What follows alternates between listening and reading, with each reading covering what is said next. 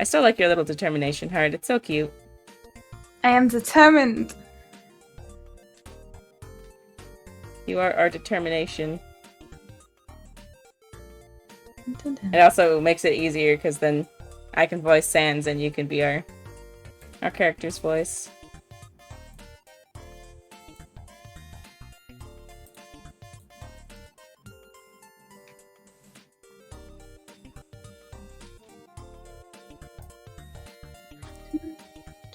Okay, we are officially good to go. Accidentally presses reset. So we can have another shot of that. Do you know how to greet a new pal? Gonna wait like 30 seconds maybe. People have time to come in. I have too much fun with my character. I'm always just like constantly head bobbing to music. Oh, that's gonna be me. The moment you see my live 2D model, all you're gonna see is me like swaying back and forth just to see my ears twitch. This is fine. Hi, beautiful. Hi, Uriel. How are you? I missed you. I've been called beautiful. I'm happy. Well, thank you. Stunning, Ayashi. Yeah. I am amazing. How are you doing? I'm also amazing. I gotta do another collab stream with Spica. Hello, Ichigo. Ichigo. Ichigo. Ready for more voices and more shenanigans. Oh yes. This is gonna be a fun time. Oh yeah, I forgot we made our ship name. What was it? Spikashi? Spikaya. Oh, Spikaya. Let's go. Yes. Okay, so. Oh, hi, Shady. Hi, Shady. Okay, we press continue now. And we're continuing from our date, hopefully. Where we don't screw things up this time, because I want the good ending. No confessions. No confessions. Oh, what? Hello? Oh, welcome. Thank you for the follow, Code of Wisdom. Welcome, welcome. Here we go, guys. Back to date night. Oh, nice. It literally saves right to where we were. It's weird hearing Spee call me Shady. Is it Koru? Shadows. Hi, Web. Koru. Okay, so now we're gonna pick this option because we went with I love you, and he was like, kid, you're moving too fast. I gotta go. Bye. So now we're this music. Let me turn it up a little because yes, this is like my favorite song of Undertale. Just saying. Okay, you want to say it because you're. I'm glad we're friends. You think about all the pranks Sans pulled on me today. I'm totally not yesterday. They spark in your soul, and soon enough you're smiling to yourself. Which spouts into giggles. Which blossoms into laughter. And the solo of laughter becomes a duet when San chuckles along. Oh, kid, what's so funny? You tell Sans that you're glad you're friends and you're happy you met him. His smile widens. Well, I'm glad I met you too. It's been fun. And hey, maybe we can do this again sometime. I mean, you're gonna be stuck here a while. Might as well make the most of it, right? Rin Ayashi. San gets up from the table, his hands retreating back into his pockets. Well, I'm gonna get going. This place is too fancy for me. It's Menaton's hotel, though, so it's supposed to be fancy, I guess. But you can't really call this a hotel. But can you really call this a hotel? You snicker and say you don't know. You didn't receive a mint on your pillow or anything. Speaker, I didn't know you were on people's pillows now. Yeah. I'm stealing everyone's pillows. Sen snorts, laughing with you once again. It fills you with determination. And though the laughter eventually fades, you're left with the radiating feeling of a soul smiling. Oh, this is a good end right here. Take care of yourself, kid. Because someone really cares about you. Aww. Is it you? Please. It might be me. You can only sit here as Sam takes his leave. And he disappears once he's far away enough. But you swear as he was walking away. Your soul could still feel him glancing back at you. I got chills. Got the second glance! Noticed by Senpai. You This is just want to be friends with smiley trash bags? Oh, I forgot the voice I gave him. Yeah, you're pretty close there. Gee, you must be really desperate. Well, if that's all you wanted, then I guess you got it. Congratulations. Nothing more for you to do. What? I'll be over here when you decide to change your mind. Because I'm 99% sure you will change your mind. Let me tell you something about that skeleton. He doesn't leave his soul vulnerable. I would know. I've tried to rip it apart! Maybe chills. Hasn't worked out. I know he won't bare his soul to me. After all, why would anyone let their guard down around someone without a soul? But your soul, you're different. There's a trait beyond your determination that I can't quite place. I bet you anything that smiley trash bag noticed it too. And if that's the case, there might be a chance for you. He just might let his guard down.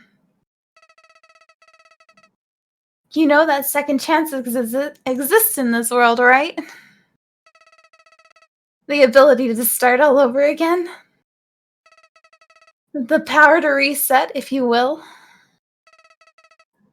I wonder how you'll use it. I have to remember what voice I gave him. We can actually... I mean, we didn't do anything wrong at the beginning. It's just this particular section here.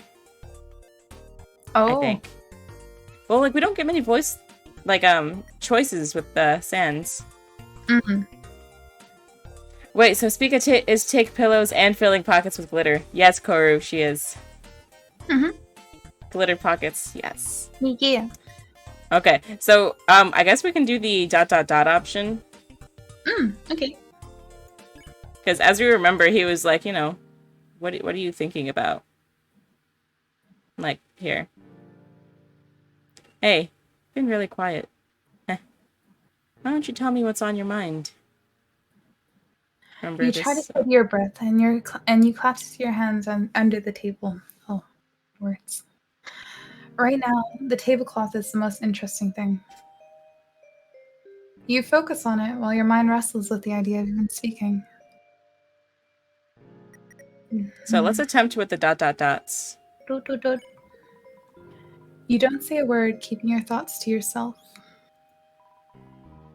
There are things you want to do, and there are things you want to say. But you feel like something prevents you from doing any of it. Hey, kiddo. Sans interrupts your thoughts. It's okay. You don't need to say anything. Either way, it's been fun. Maybe we can do this again sometime. And maybe next time, you'll feel more comfortable opening up. If you want to. You feel a spark of fire inside you. You're filled with determination. You want to do something. You try to do something. But you don't. You can't. Stan's eyelids look up and down. Oh, look you up and down. And for the longest second, you feel like your soul is being scrutinized under a microscope. But eventually, his gaze is drawn back to yours. Take care of yourself, kid. Because someone really cares about you. So we have to tell him we love him? You can only sit there as Sans takes his leave. And he disappears once he's far enough away. Oh, far away now. But you answer, but you swear as he's walking away. Your soul could still feel him glancing back at you. Wait, so does the story continue if... I think it's... Oh. Couldn't say anything to him, huh? Couldn't even do anything. Let's be honest. You and I both know what you're really doing. You're trying to see every option. I mean... We kind of are, but we... No. You know... No. Flowey, don't call us out like this. What exactly are you looking for? The right answer. Well, whatever it is, you won't find it in this save. Oh. Oh, we have to reset. I already told you about the power to reset. Dude, like, every time Flowey talks about this, like, remembers the past timeline that we just did, gives me chills because I'm like, I know it's in code, but, like, it's still freaky. We're being watched. Did you forget? Well, I'm not gonna remind you again. Okay. Flowey, remind us one more time because we're saying I love you. Oh, no. We're making Sans uncomfortable. I'm making me uncomfortable. You take a deep breath, lips quivering, chest burning. You try to swallow, but your throat is too dry. Your mouth opens, a silent eye that fears to be heard. Sans lowers his voice, giving you an encouraging nod. Oh, don't How do you lower your voice? I think you go from like la da da da da da da da da. But he's waiting on you to talk, so he's just like, kid? Like, yeah? Help, like, how does this... Okay. I'll stop thinking too hard and just... Kiddo? That tiny bit of coaxing fills you with determination. And the words become a whirlwind. You tell Sans that you love him. Watch the face, watch the face. Run! Crazy His grin never falters, but his eyes tell all. The pause of time between now and what's coming next is too much. Your soul sings. But then he speaks. Hey there, buddy. That's flattering and all. But I don't see how you can be that in love with me. Especially considering we've never met before. A love like that needs a bit more... Or, at least, a second dinner date. This is only our first. What's with that look? Am I wrong? He gives you a knowing chuckle. This dialogue's different. Oh. He didn't say this on Friday. Oh. Because you remember, right? He just like was really creeped out and like left, but like this here, he never said this. Oh, you're right. This is only our first. What's with that look? Am I wrong? He knows. Oh, that's so creepy. You already read that. Oh, whoops. That doesn't mean we can't try this again. He gets up from the table and you feel your soul being pulled along with him. But the thread of feeling snaps and you settle back into your seat. The skeleton stuffs his hands back into his pockets. It's only now you notice how cold your soul feels. So many words left unsaid, so many actions left undone. Why couldn't you act on any of it? Take care of yourself, kid. Because someone really cares about you. And I guess We that messed someone up. isn't me. I guess he's watching. So we messed up earlier. Somewhere earlier in the game, and I don't know where it was. You can only sit there as Sand takes his leave. And he disappears once he's far enough away. But you swear as he was walking away, your soul could still feel him glancing back at you. I don't think he looked back last time. Did he? He didn't. He booked it. He ran for the hills. Golly, you must be really desperate if you're looking for love from Smiley Trash Bag. Oh wait, is this a repeat? No? He really thought he was going to love you back just like that? Love at first sight. You idiot! Your soul must feel so broken. Aw, don't look so upset.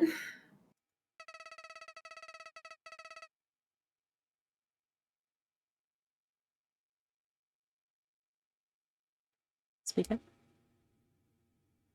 Speak up. Speaker, are you alive?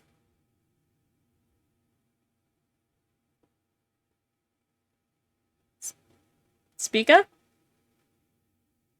Did Flowey kill you, Speaker? I think her internet cut out. No! Can I get an F in chat for Speaker, guys? I guess while we wait for her to return, I can see what chat says. Do not fall for the reset trap. Called out. All Flowey breaks the fourth wall. It does this too. Meta, I love when visual novels do stuff like this. There's a chance, is there? Because we're back to talking to Flowey. I take it that you've heard of Doki Doki Literature Club. That thing is freaky. I mean, you do remember what he does, right? I've heard of it, totally. Do you have a physical English copy of the gaming place? Nice. Blueberry tea, check. Small chocolates. Cookies, check. Time to sit back and relax. I want chocolate cookies. Keep going, keep loving Sands, we will. Good to know you haven't ordered it and they're just waiting eagerly. Do you know how much of I am when it comes to horror? Oof. Speak of dead, Crab Rave. I mean, I can play the Crab Rave. Oh, I think she messaged me. I'm sorry, the internet. It's okay. It's okay, welcome back. Hi. I'm sorry, everyone. I'm sorry. Flowey hacked my computer. Flowey's eating my internet. Oh no. Yeah, I was just like, oh no, Flowey killed her. The voice of Flowey alone was just like, nope. Die. Yeah. Thank you, everyone. Okay. Your best friend Flowey knows you don't have to be alone in your pain. Oh. Oh god. After all, you're not the only one with a breakable soul, aren't you? I'm just saying, love is an option. Look, as much as I like seeing you same time, same place, I gotta say this is starting to lose its charm. So hurry up and reset already. Or you can just never come back. Then I'll be the only one with the power in this world. And I'll just do whatever I want. Do we do it, Ayashi? Reset time? I guess we have to. But, like, Sans knows when you reset. So I have a feeling that's going to change things. And he's going to be like, oh no, you're one of those humans. Oh. Like, I am messed up. I honestly don't know. We didn't really have very many options with him. Like, yeah, we had to compliment his bro. And we just kind of sat and listened to a monologue about Papyrus for a bit. Well, we also had the options with, like, choosing to look at the microscope and Wasn't there a couple of other ones? Oh, the hug True. was another one. Oh yeah, but he liked that. Hmm. I mean, he was constantly looking back at you, meaning he feeling something. Yeah. Okay, but we don't want to listen to Flowey. But that being said, we've done all 3 options. I want to reset. Actually, let's take the chance. Spica's using her power of determination. Yeah, we're resetting, guys. Reset.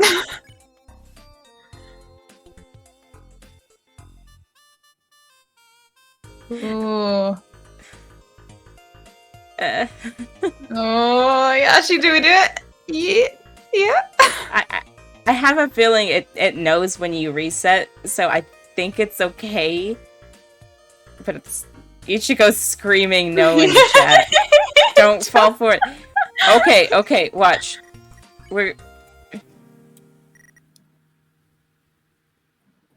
I'm scrolling up to... I can only go back so far.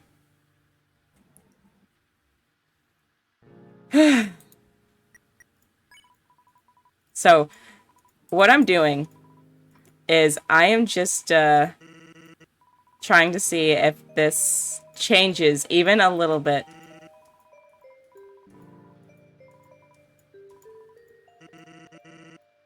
But I can almost guarantee this is... Yeah, so it's the same dialogue. Oh, but I'm so... Oh. So we're gonna have to reset. I want to know what happens.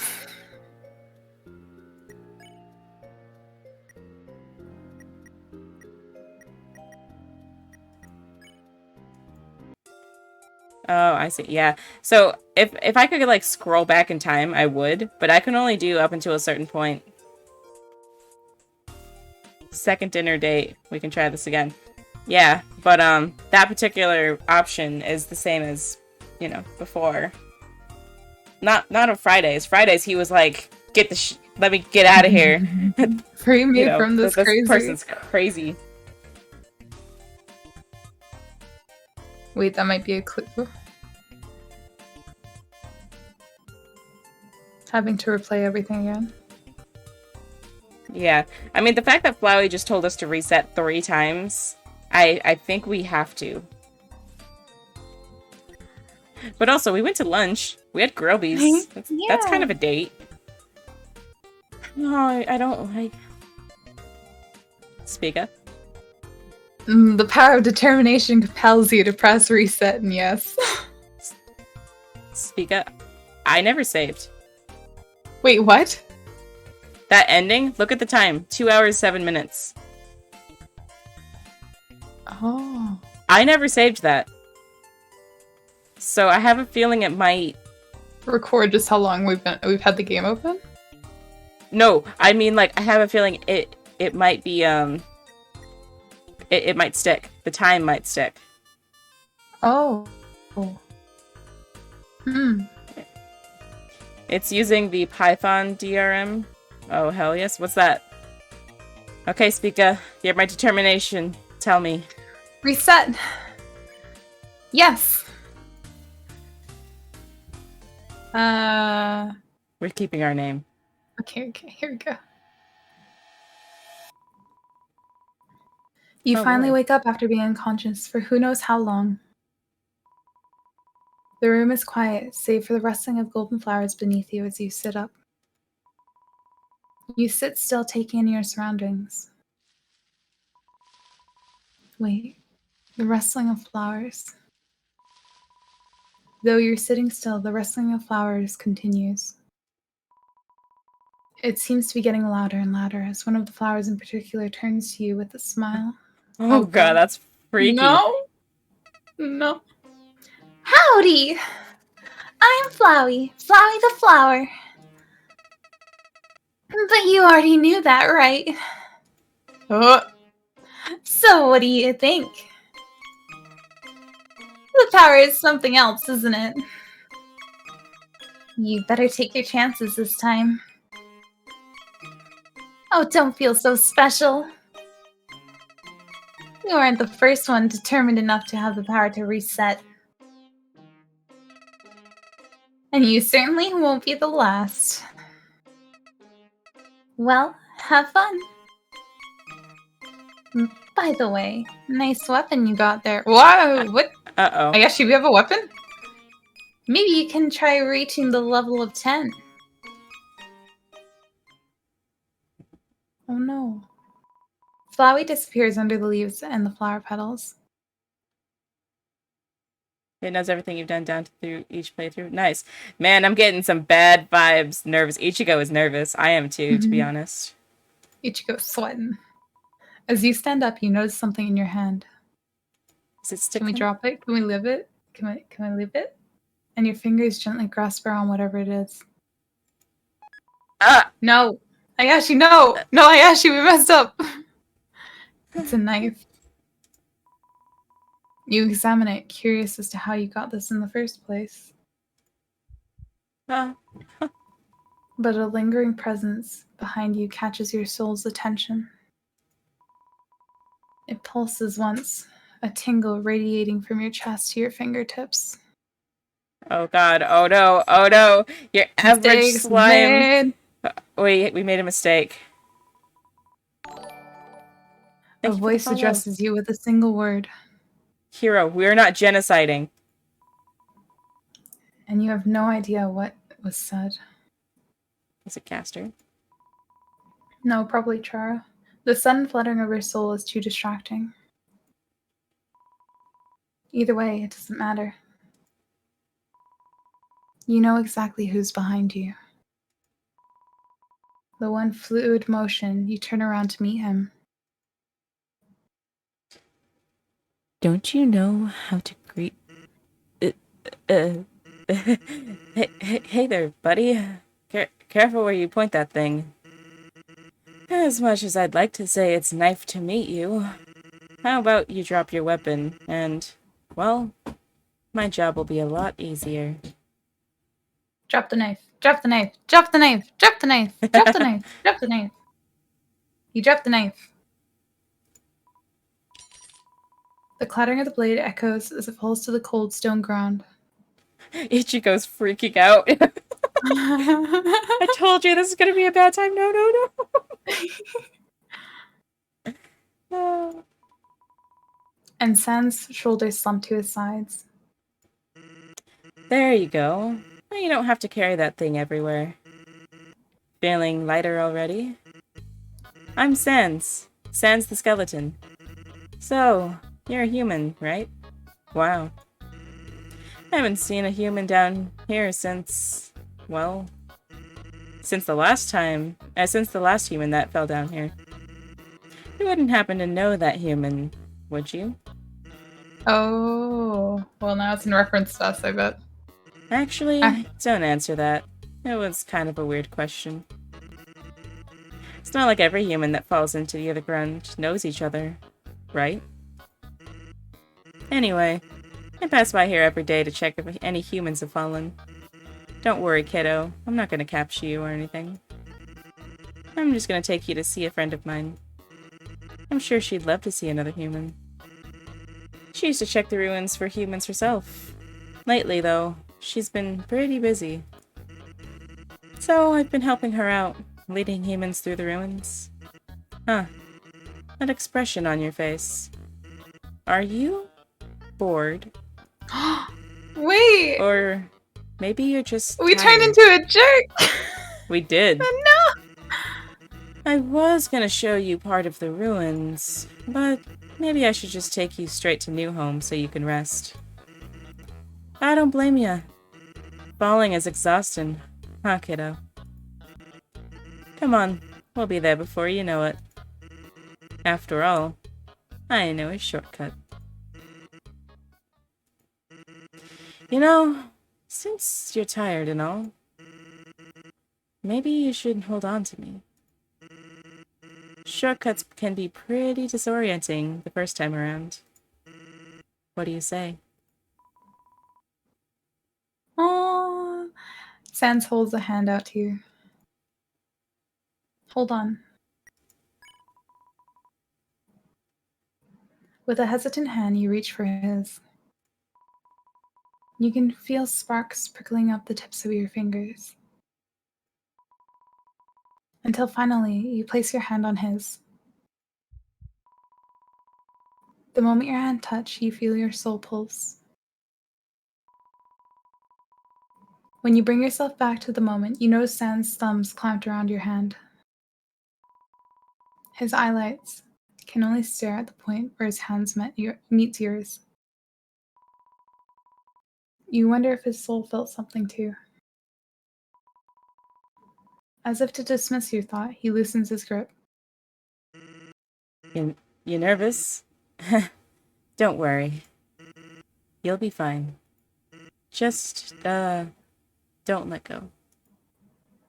Oh! You walk together hand in hand. And the second you both step foot through the large stone doorway, oops, you fell into the familiar nothingness. Dot, dot, dot. Dark yet darker. You feel like you're floating and falling at the same time, weightless. You try to look at your hand. They aren't there. But you can still feel them. Your reflex is to find something to grab onto to ground yourself.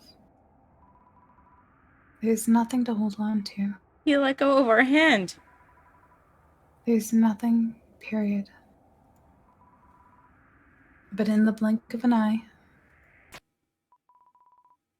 you're surrounded by your surroundings change.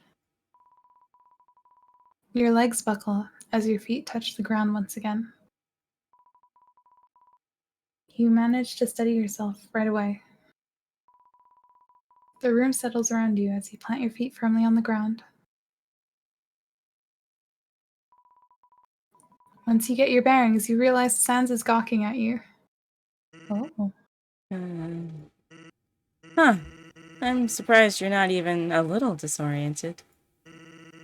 Have you done this before? Oh.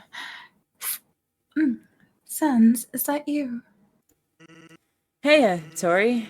I've got someone I'd like you to meet. Oh, is that so?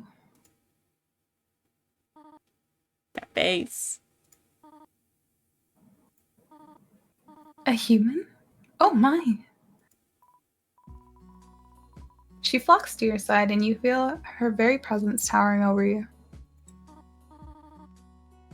Why, hello, my child.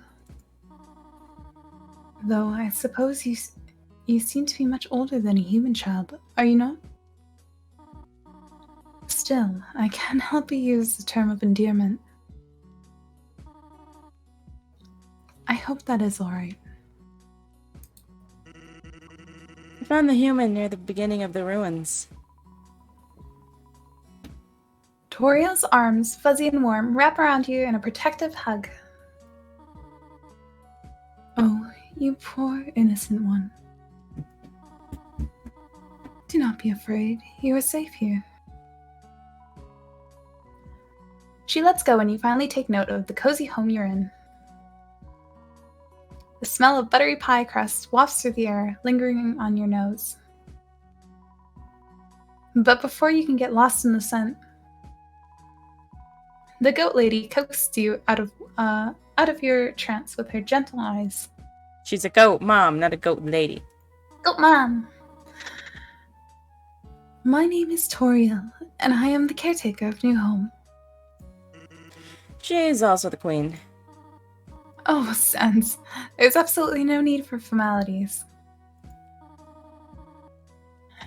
Do not focus on my title, my child.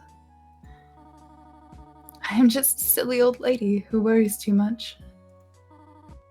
Speaking of, please allow me to check if you have any injuries. I promise I will not harm you. She hovers her hand over you, hesitant almost, as if you're made of glass. So serious. Toriel's smile grows, thin, and she retreats her hand. Oh. You have a few nasty bruises, my child. Oh, we're more banged up that's than different. last time. We had a cut on our face last time. We banged up. Did you not notice? You must have fallen hard. That's right. I fell hard for you, Ayashi. Ah! Do not worry. I can heal those quite easily. Her hand rests on your shoulder, firm and reassuring. You can feel a cool, tingling sensation as the bruises fade away. Your HP is restored.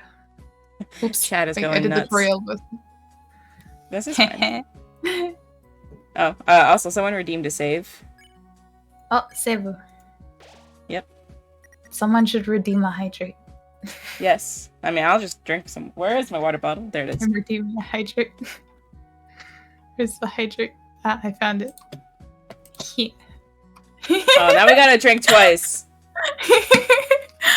Mm. Okay, don't redeem all the hydrates at once, guys. Can you date Napstablook in this game?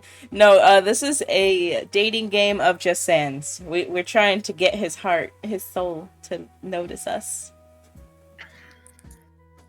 And I'd love to date Napstablook. There is actually a game where you can date Napstablook or Metaton. And OMG, I love these Sans and Toriel voice. So I'm actually voicing Sans, and Spica is doing the wonderful job doing Toriel. Stretch. Oh, stretch? Okay, we big stretch. Stretch. Yes. Stretch. Big stretch. Yeah, if you go to Ichio Games, you can date some Napstablook on one of the games. So be on the lookout for that one. Posture check too? Okay. I'll posture check for you, Ichigo. Okay, we ready to continue now?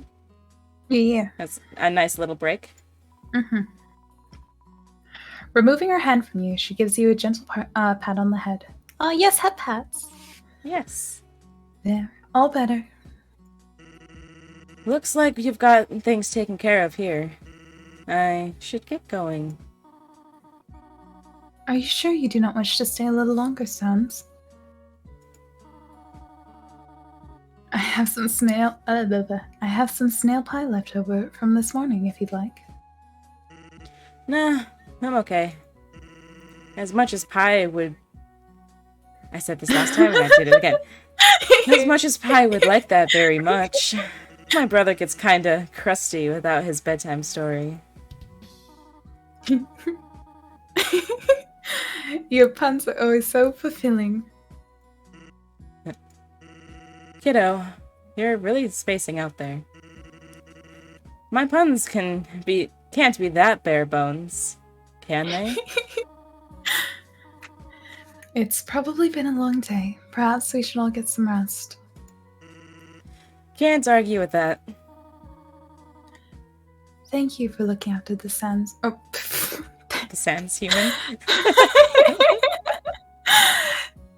Thank you for looking after the human Sans. Hiro saw my mouse move and almost punched his monitor thinking it was a fight. Oh, no! No, don't do that. No aggression. Oh, that's fun. Have a good night. Sorry, I saw that and just glanced over and I'm like, oh my god, that's hilarious. Sure thing, Tori. Good night. Sans takes a few steps towards the door. Is he going to glance back? You turn to watch him go.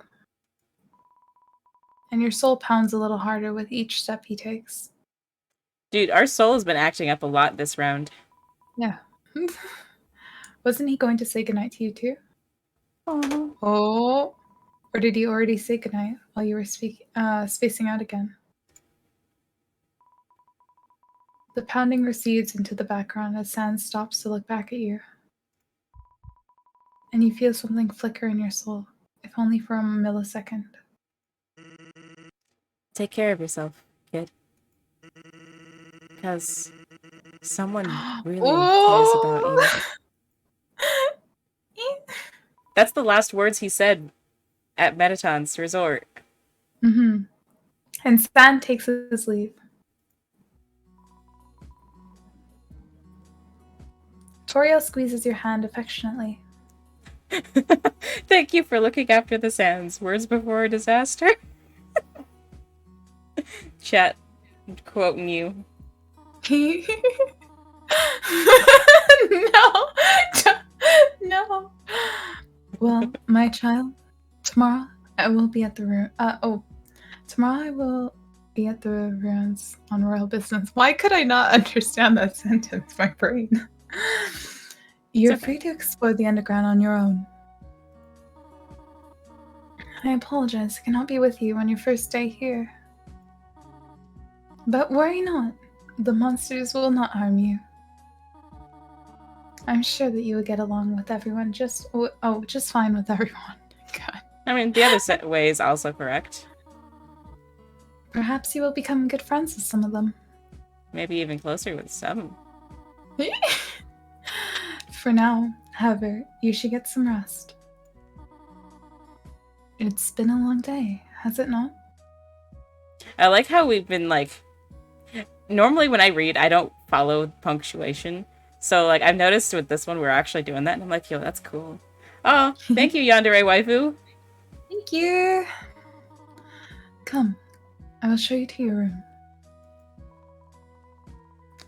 Toriel takes your hand and leads you down a hallway. All along the hallway are golden flowers. They are similar to the ones that broke your fall earlier. Once you both reach the end of the hallway, Toriel stops at the last door and leads you inside. I'm curious why she's not letting us use, Kara, Azrael, and Frisk's room. Wait, which room are we in, actually? We're on the one next to the mirror, but that one was her, I believe the one furthest was, under construction every time. Oh.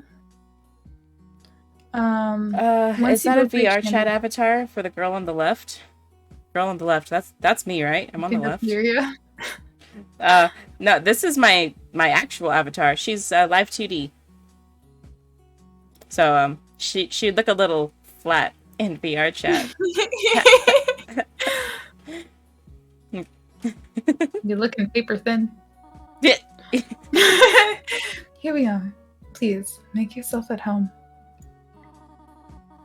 There's some pajamas on the bed that you can change into. Thank you. Spica's is also very pretty. This is her right here. She's very pretty.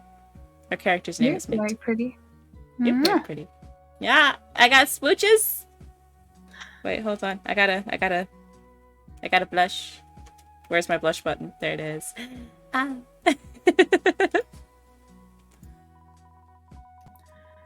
She gestures to the neatly... Oh god, why can't I speak today?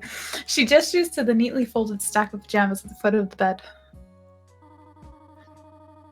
I can wash your clothes so you have something to wear tomorrow. No.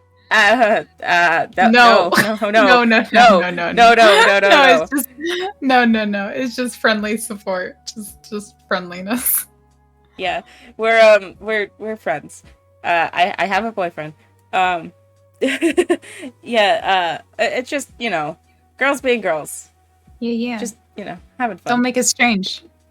It's BFF play dating. Duh. Yeah, see, that's basically all it is. We're pretend flirting. I mean, I'm voicing Sans and she's voicing, our character. So Playful. We're playing some parts. Wholesome, playful. Yeah, wholesome and playful. That's all this is. We're just enjoying some good time. We both wanted to date Sans. We both have a bone to pick with each other. That's all this is. The fact that we have to defend him. No, you're not dumb. I get it. It is a dating sim, and I have, Spica here. But it's because we both like Undertale, and we both enjoy Sans' company. So we're like, hey, let's woo the skeleton. That's literally all it is. Oh, hello? Thank you for the follow, Yantere Waifu. But yeah, that's all it is. You're good. You're good. Don't beat yourself up. It's fine. It's really all good. I'm not offended. I'd be honored to date Speaka, but I'm already spoken for. Okay, now we're going to continue with the story, guys. Also, you'll find a special treat when you wake up. She embraces you once again, spying with you in a silent lullaby. Lullaby. Lullaby. I know it can be daunting being in a new world without anyone you know. Rem! Hi, Rem! I didn't know you were here. Hi, Rem! Rem, I give Ayashi a smoochie on the hand. How do you feel? Do you feel scared? Spooks. Spooks, spooks. Spooks, spooks. Spooks, spooks. Hi. He just completely ignored that. Oh, he just got here. He didn't see the smooch. Welcome, welcome. What does save do? Save means I literally press the menu button and press the save button, so we, don't lose some data. Hand is good. Okay. You can kiss my hand. Ram is okay with that. I've gotten the Ram permission. Speaka's gonna steal it, Ram. Keep an eye out. Oh, perhaps I can tell you a bedtime story to put you at ease. Yes, Toriel. Go ahead and change into the pajamas.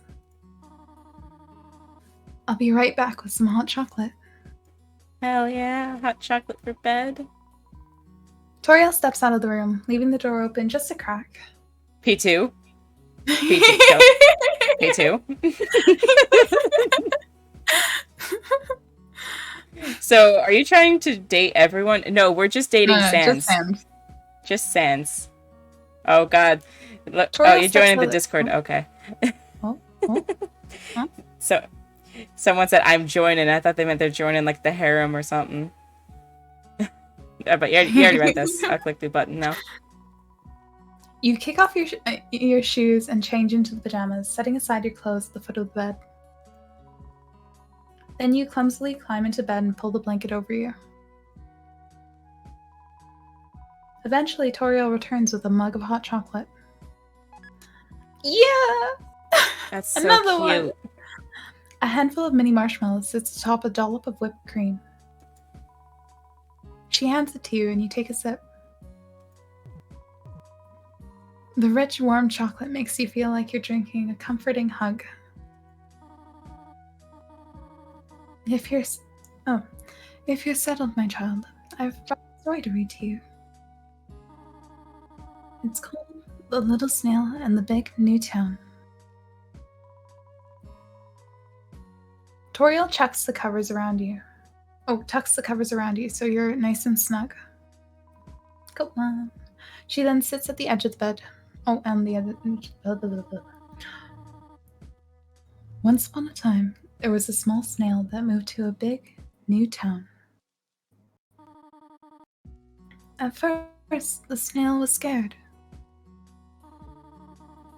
They didn't know what they wanted to do in this new place. And the snail felt very lonely. But one day, the snail met some very nice friends. They made them feel very welcome.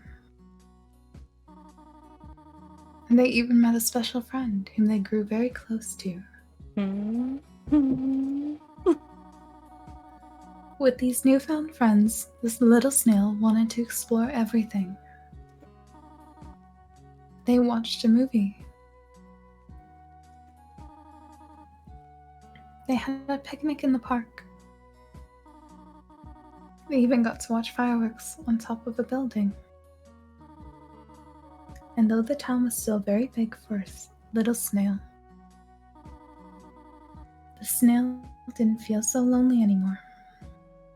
I can see the chat room. Yeah, we see you both. What you doing, huh? Wait a second. Does sharing bromance on stream get us banned? Hello? Yes. Goodbye, everyone. Yeah. The end.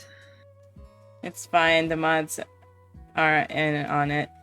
You know what? The fact that frickin' Rem and Ichigo are mods makes me mad. I will ban myself. With a smile, Toriel closes the book. Oh, whoops. With a smile, Toriel closes the book.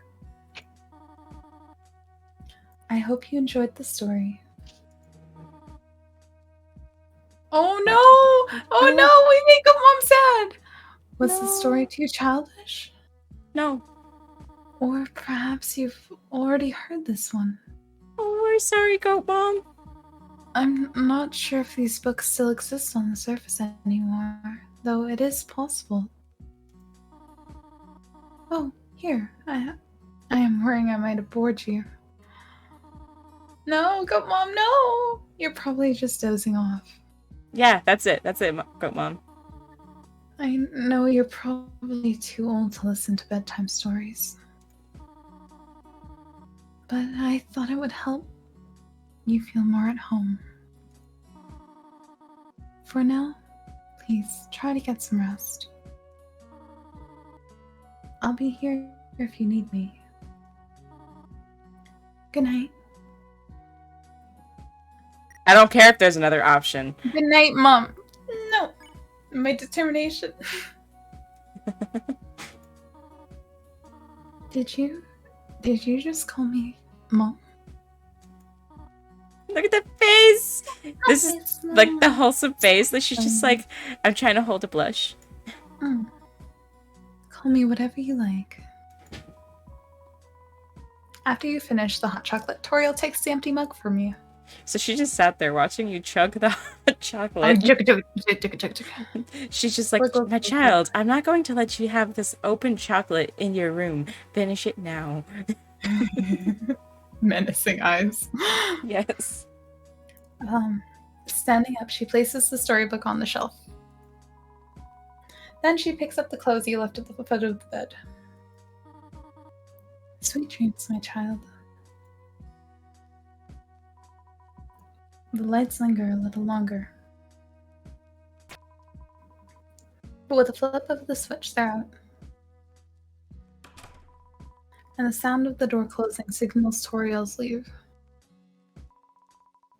A wave of exhaustion washes over you, and you finally allow sleep to claim you. Please don't. Okay, I was about to say, please don't let Flowey just like appear in our dreams. I would punch something. I wanted to see Chara like just hauntingly float around. Yo, that would be scary though. Just like Chara being like, "Why did you drop my knife?" And like, I gave that to you so you can gain love. Isn't that what you wanted? All the ellipses. Uh-oh. Your chest throbs, stings.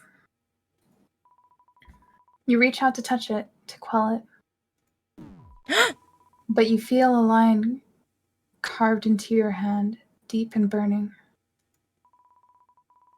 You try to reach for your chest with your other hand. And it plunges into a cool, calm pool of water. You take a breath, but no air rushes in.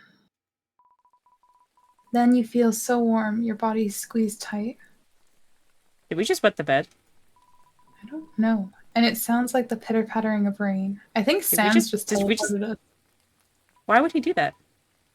Oh, it smells like fallen snow. Huh? But the smell and taste of the bitter iron cuts through the comfort, flooding your senses. Oh, never mind. Flowey beat us up. You feel the world slip out from under you, only to reconnect seconds later. That's different. You've taken the blanket with you on your trip to the floor. Oh, we had a nightmare. It's the middle of the night. Good night, Keenan. Good night. At least it feels like it's the middle of the night. It's hard to tell when the sun has nowhere to seep through. Nothing seems out of the ordinary. But then the aroma of butterscotch and cinnamon awakes your senses. My child? You realize that Toriel is also in the room. She sets something down on the bookshelf and makes her way over to you.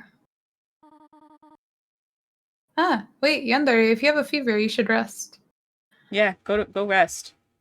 My child, are you alright? You have an affinity for falling, do you not?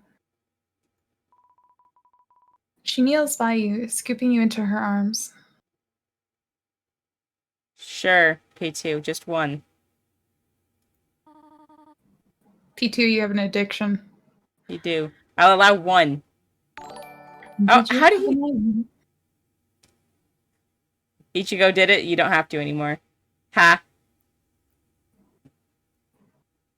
12 messages. P2, what did you do to get timed out by the mod? Did you have a nightmare? Or did I wake you? I'm sorry if that is the case. She lets go and moves to sit on the edge of the bed. You follow her, your legs dangling over the side. How big are these beds? My child, I worry about you. You've spaced out quite a bit since you arrived. I'm comatose. And now it seems your dreams cause you to launch yourself from your bed? She cups your face with her hands, her fur warming your cheeks. Then she returns her hands to her lap. Is there anything you wish to speak about?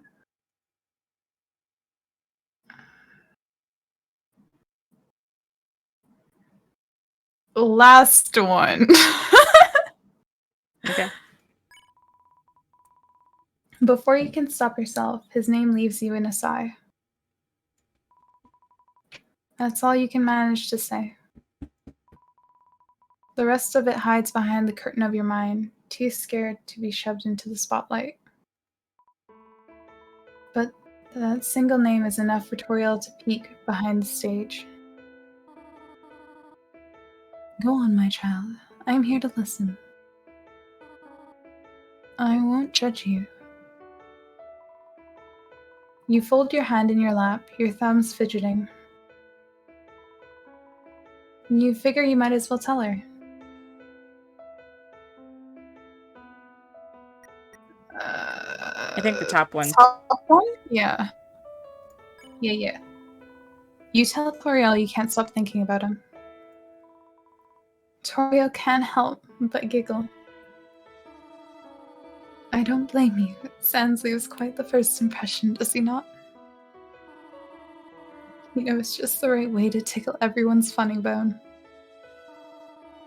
When I first met him, he told me a barrage of knock-knock jokes.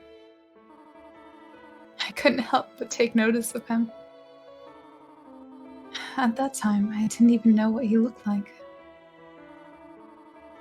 We were separated by the door to the ruins. Oh, hi, Blair. Oh, hydrate! I asked you Yes! hydrate! Hell yeah!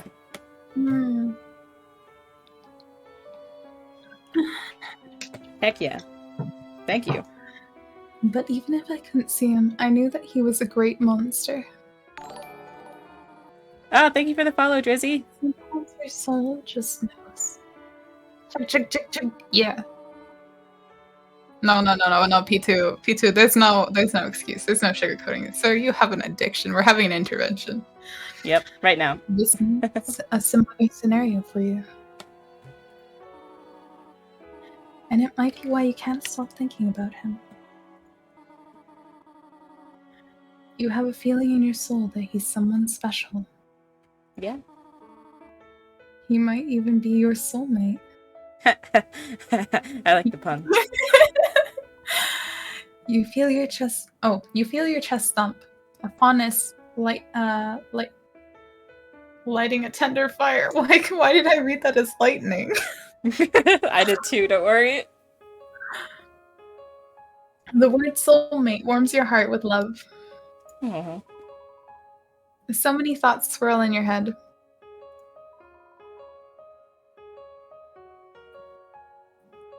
You can't help but be curious. This feeling is my soul. What's a soulmate? Ooh, what's a soulmate? You asked Toriel what a soulmate is. Toriel? Oh no. She softly smiles at you, placing a hand on her chest. I'll be honest, my child, it's a little difficult to explain. Regardless, I will do my best. A soulmate is a special someone that you feel a deep connection with. Mind you, this can be either romantic or platonic. I understand the idea makes it sound picture perfect. Like you'll run into each other's arms the moment you find one another. Truthfully, it is nothing like that. At first, you might get a feeling, a flicker, a pulse. It's something that makes you stop and catch your breath. It's something that makes you glance back after you've walked away. P2. P2. P2? You're okay, hold on. You're banned from the chat now? I like how chat's like, are you insane? He is. Yeah. P2, why? Okay, I'm just kind of skimming chat to see if we missed anything. Oh no. Ram, do not dare reference that Spanish book. Hmm? We played It Takes Two together. And the book's always like, passion! And Ram just freaking did that in chat, and I'm just like, angry. Passion! Oh, save? You gotta save. Oh, we saving. Save. Save. Save. Okay. Angry! Angry, yes. At this point, you're both not sure. Well, at that point, you're. But sometimes the little spark is how it all starts. And if you pay close attention, you just might feel your soul trying to sync in time with each other.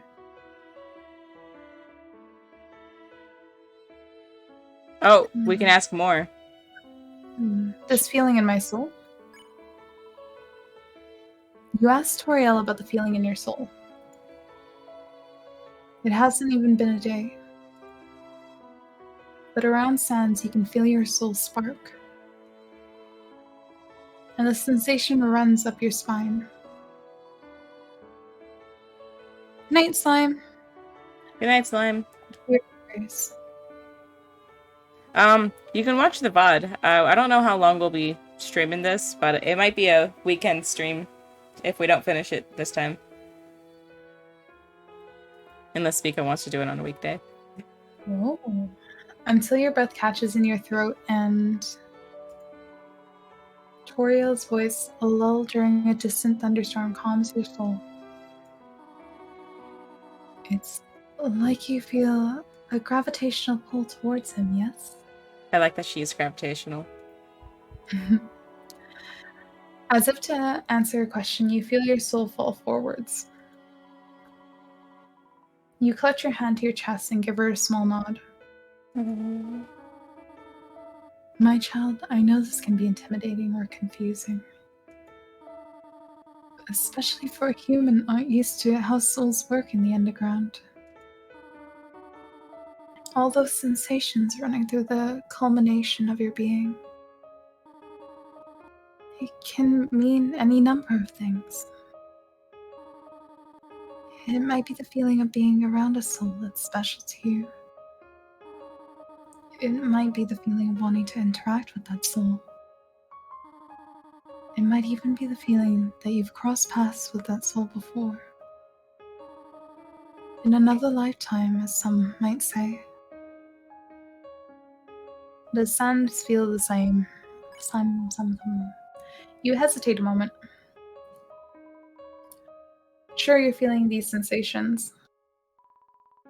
But what about Sans?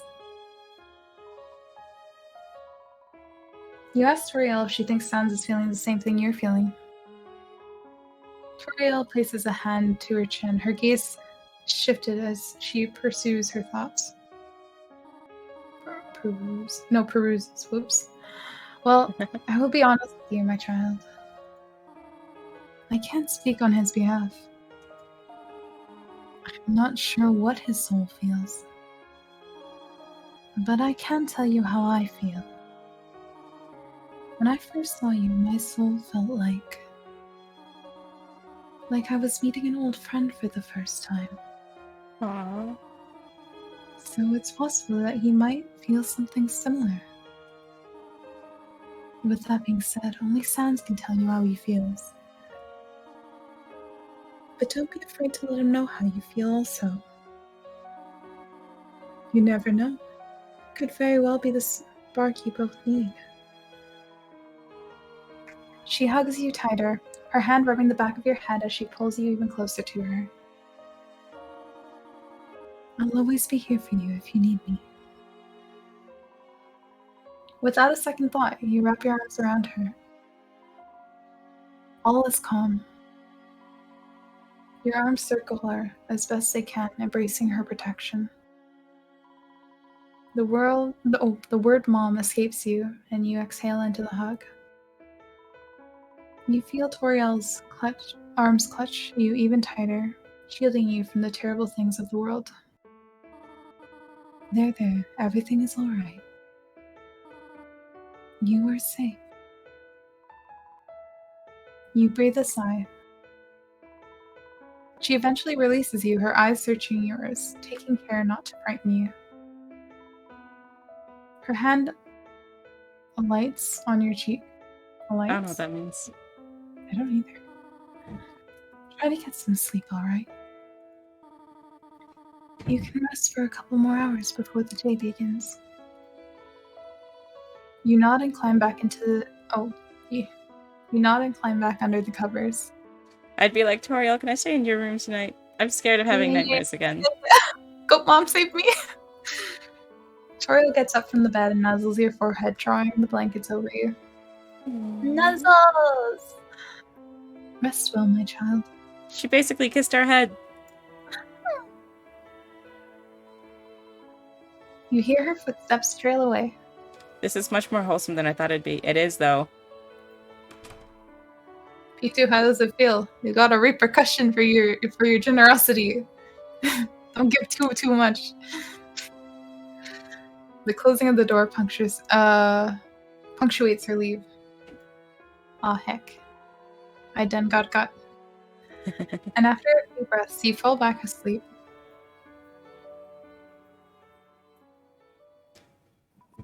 So I'm really curious what would have happened had we had said I had a dream I was killing everyone.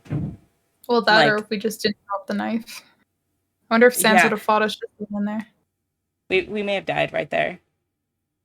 We may have ruined all of our future runs. No, we can't. We need a perfect record. Yes. Although the one that's, strange to me is we had 3 options to tell her what we dreamed about, but instead we chose to stay quiet and say just Sans instead.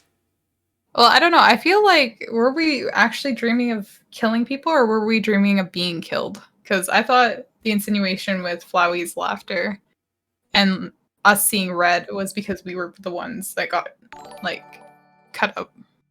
Ichigo, thank you for the host. And I think, personally, we were remembering Chara's memories as Frisk. Oh, I see.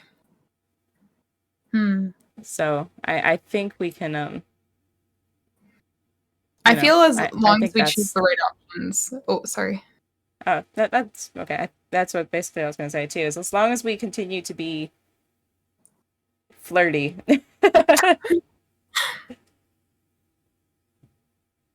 Okay, let's see if we dream more or if we continue on into the night.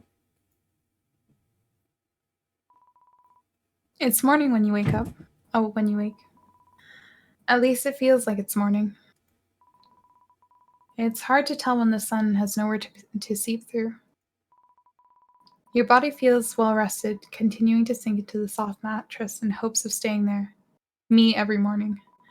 As you glance around the room, Mood. you notice something on top of the bookcase. Pulling off the covers, you slip out of bed. There's a plate with a slice of pie. I feel like we should save it this time, and then maybe share it with Sans.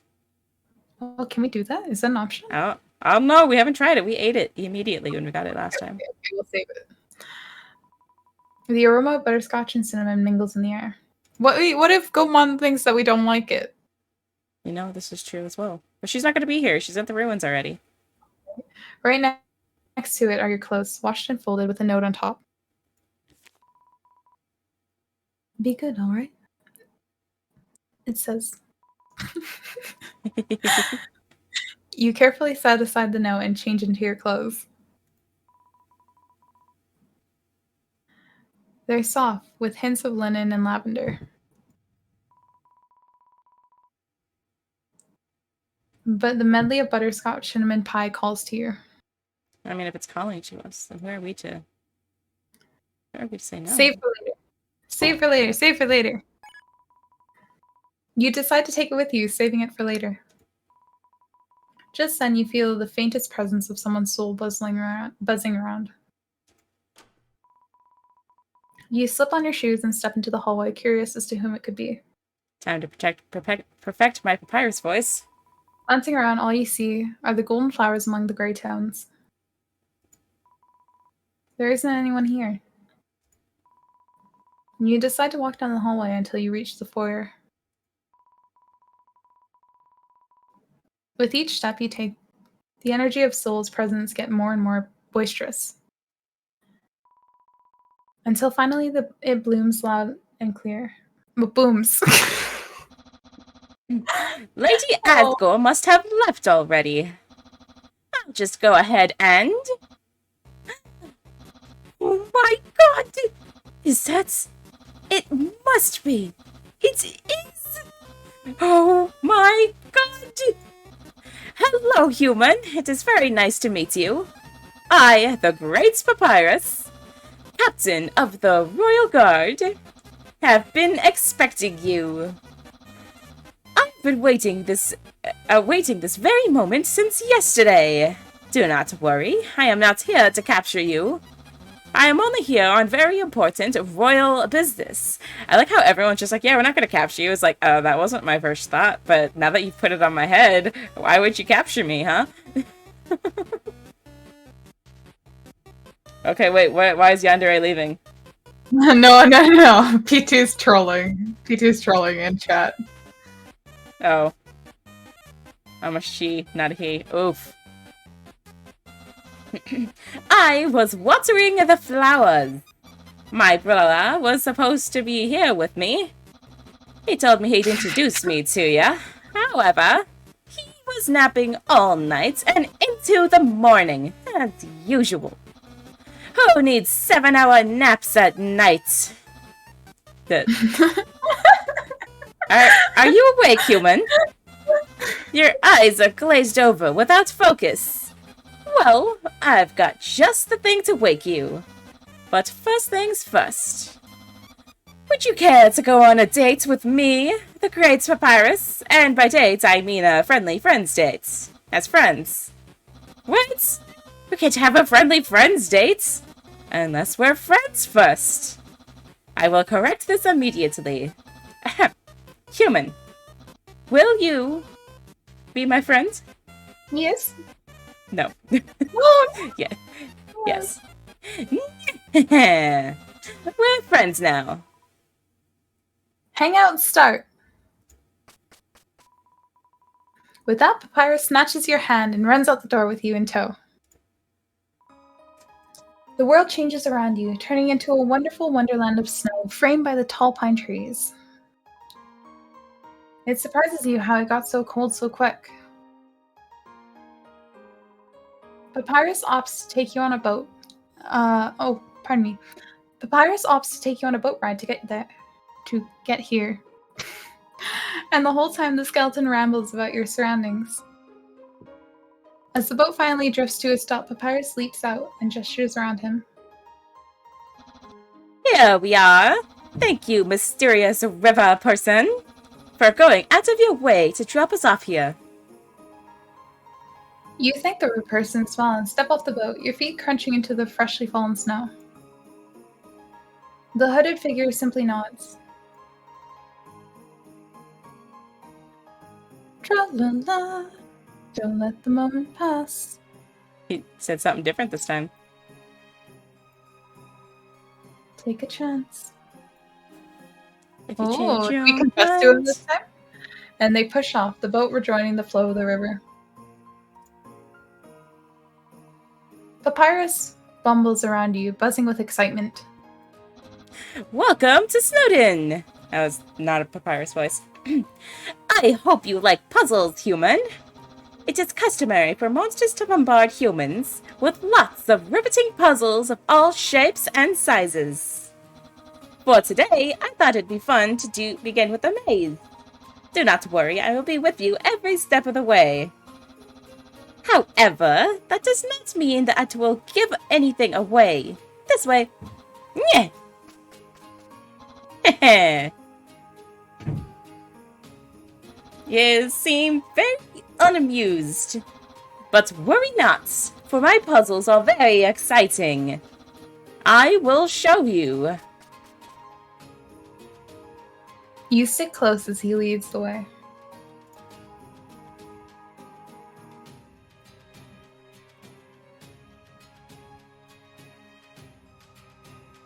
Speaker. Oh, sorry. Despite his energy pouring out in spades, he takes extra care to guide you. Sorry, I'm getting distracted by chat. I know, right? Let me just skim what's going on. What is this Undertale mod? Oh boy. Yeah, so it's a Sans dating game specifically. We're trying to get Sans to notice us. And I'm taking some hydrate because Papyrus is exhausting. I'm gonna do the same. Do it. Sans the Bone Daddy. Oh my goodness. No, it's me, Senpai.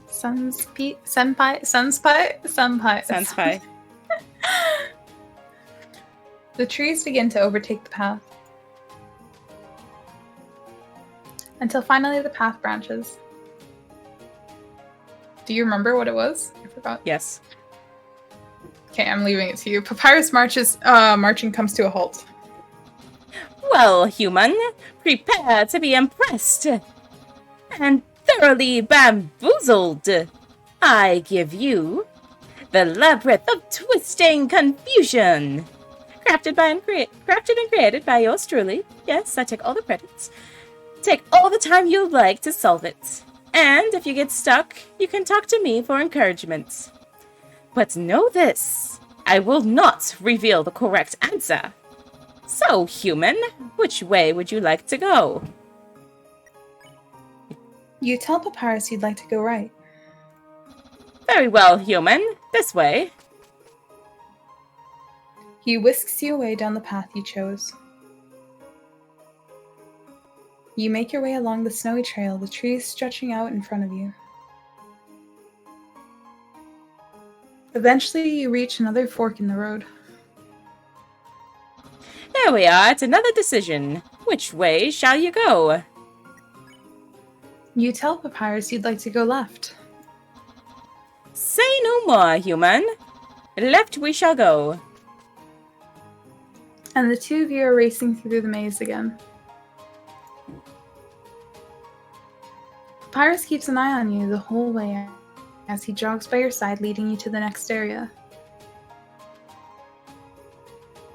You come to a halt as the trail branches out again. You feel Papyrus' soul skipping with excitement. Here we are, human. The final part of this maze. I saved something a bit more challenging for the end. This time, there are 3 possible paths. So, which path would you like to take? You tell Papyrus you'd like to go straight. Very well. Shall we?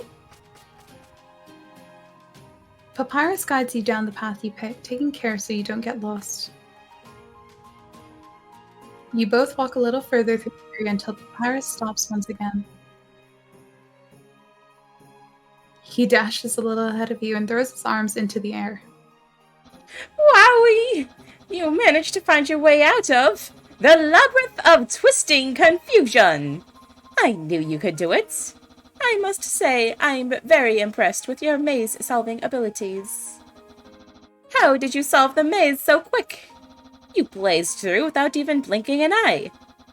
I would hate to think I wasted your time. Perhaps the maze was too easy for you. I do have one more puzzle. One more obstacle. However, I warn you that it is very, very challenging. I hesitate to show it to you. But perhaps it will alleviate your boredom.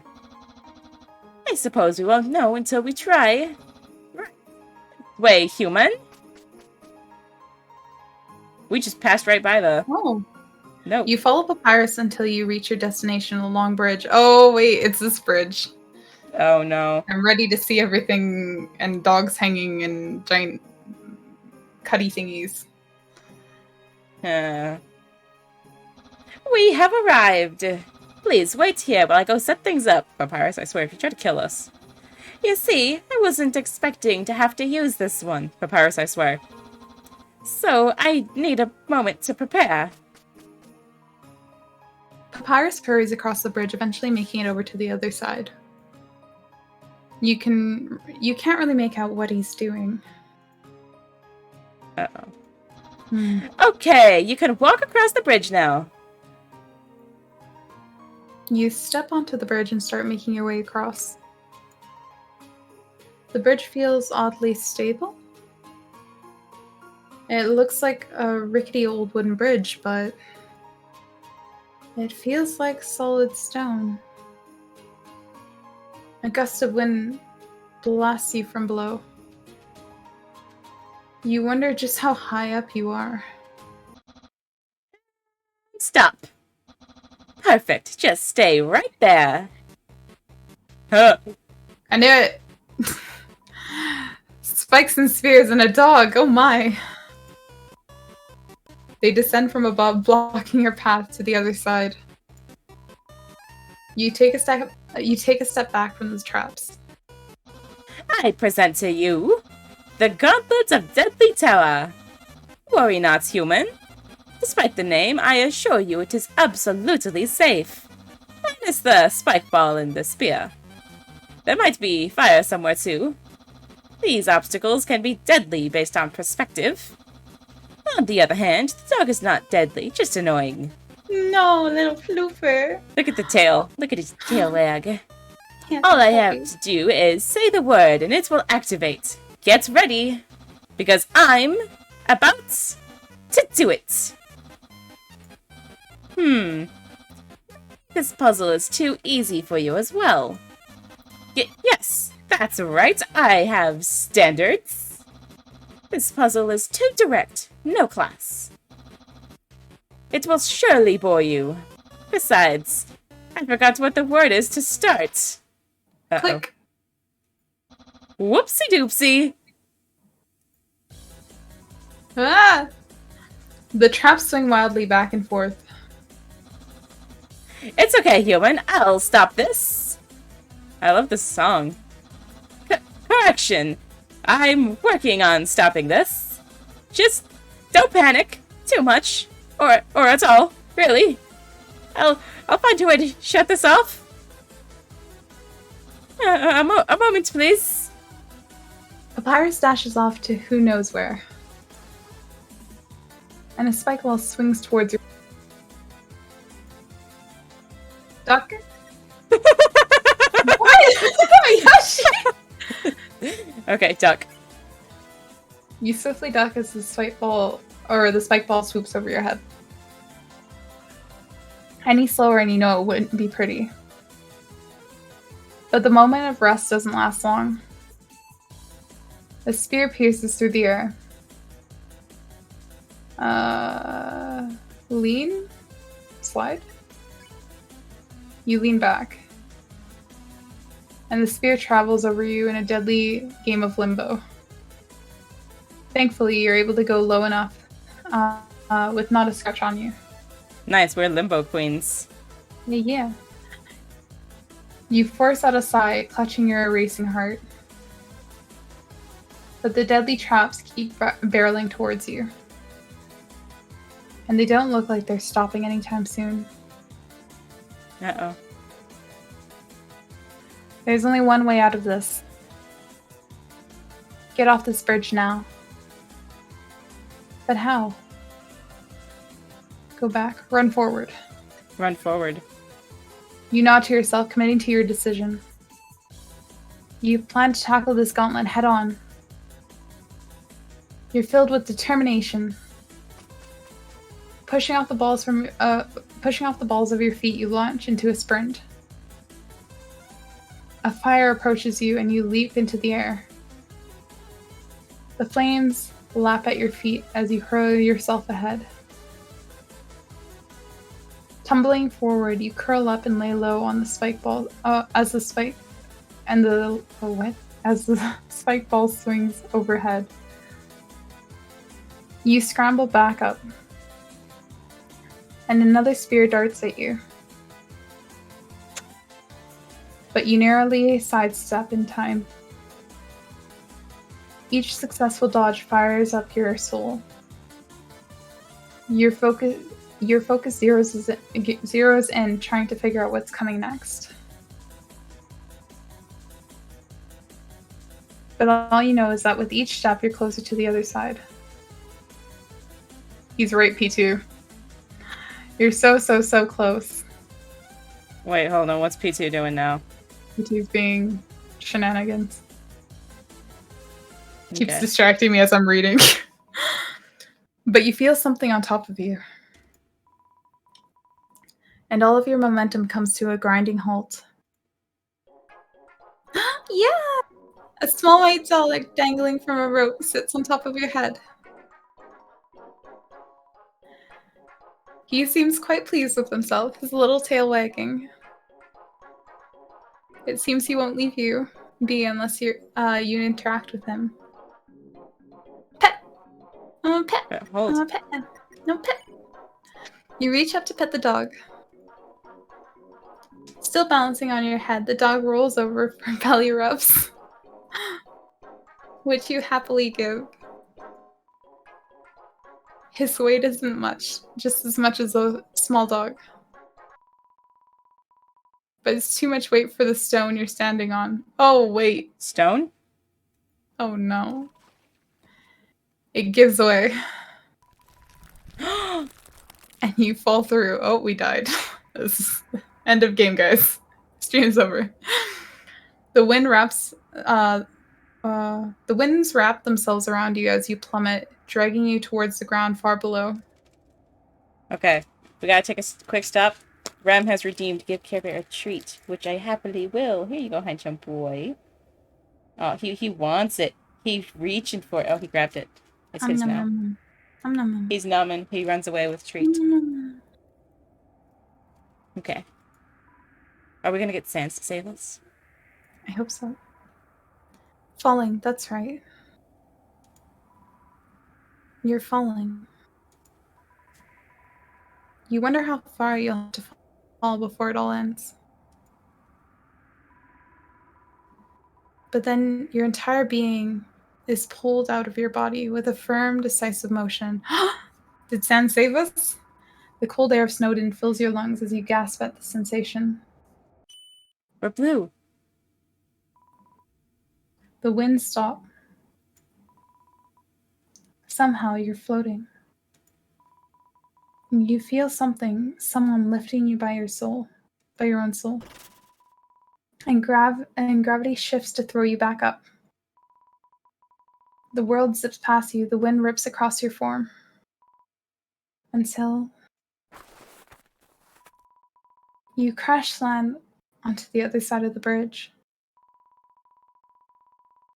The snow on the ground bursts from impact, blanketing over you as it lands. You roll, wrapping yourself up in a snow blanket until you finally stop. For a moment, all you can do is lay on your side.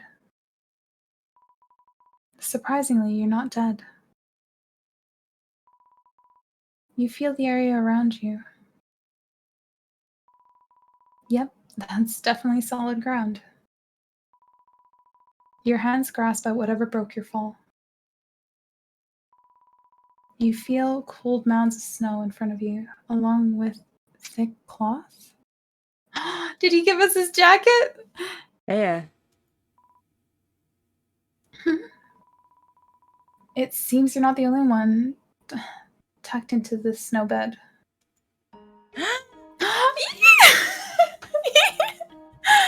Laying beside you is the bag of bones named Sans the Skeleton. You can feel the rise and fall of his ribs, oddly enough, as he chuckles. Wait, hold on. We could feel that? How close are we? Just enough room for Jesus. Wait, your hands are on his ribcage? You clutch your hands to your chest, your cheeks warming up. And Sans just keeps on laughing. Watch your step, kiddo. You're lucky I was around to pull you back to safety. At that statement, you place a palm to your own chest. It seems your soul has already settled back into your body. You give Sans a curious look. And you realize you're a lot closer to his face than you originally thought. But you can't bring yourself to get up or turn away. Sans doesn't seem to be moving away either. Oh, Ayashi! Oh. Where's we need Roku here. The only thing you can manage is a small thank you. Sans chuckles again, reaching out to brush some snow off your face. It's no problem. You both stay that way for what feels like the longest second. Oh, and chat's freaking out. What are they saying? How you doing? I would get swooned by that too. Dude, this game was totally written by the craziest Sans fangirl, probably. It's okay, it's great. Dude, I'm reading Omega Lol. Why does the skeleton have eyelids? You know? Why not? Don't point that out. Why are you judging art? Huh? Why are you judging art? Toby explained, no. Sans looks like he's aged a decade or so, somehow, even though he's a skeleton. LOL. Yeah. I'd be tired too. If I had to deal with people shenanigans over and over again, I'd be tired. I mean, like, as much as I love Papyrus, he seems like a handful. Yeah. Your eyes are locked with his. And you feel your soul slowing down, then speeding up, then slowing down. As if trying to sync up with the thrumming in the air. Compliment. No. No kisses, not allowed. No kisses here. You're just staring at each other's eyes and you're like, I'm getting the wrong idea. Let me kiss you. No kisses. Okay, we compliment. Yeah, compliment. You feel something warm climbing its way up your nerves until it's absorbed by your chest. Rem, smooch the skelly. Suddenly, Toriel, your mortal rival arrives with a knife. Oof.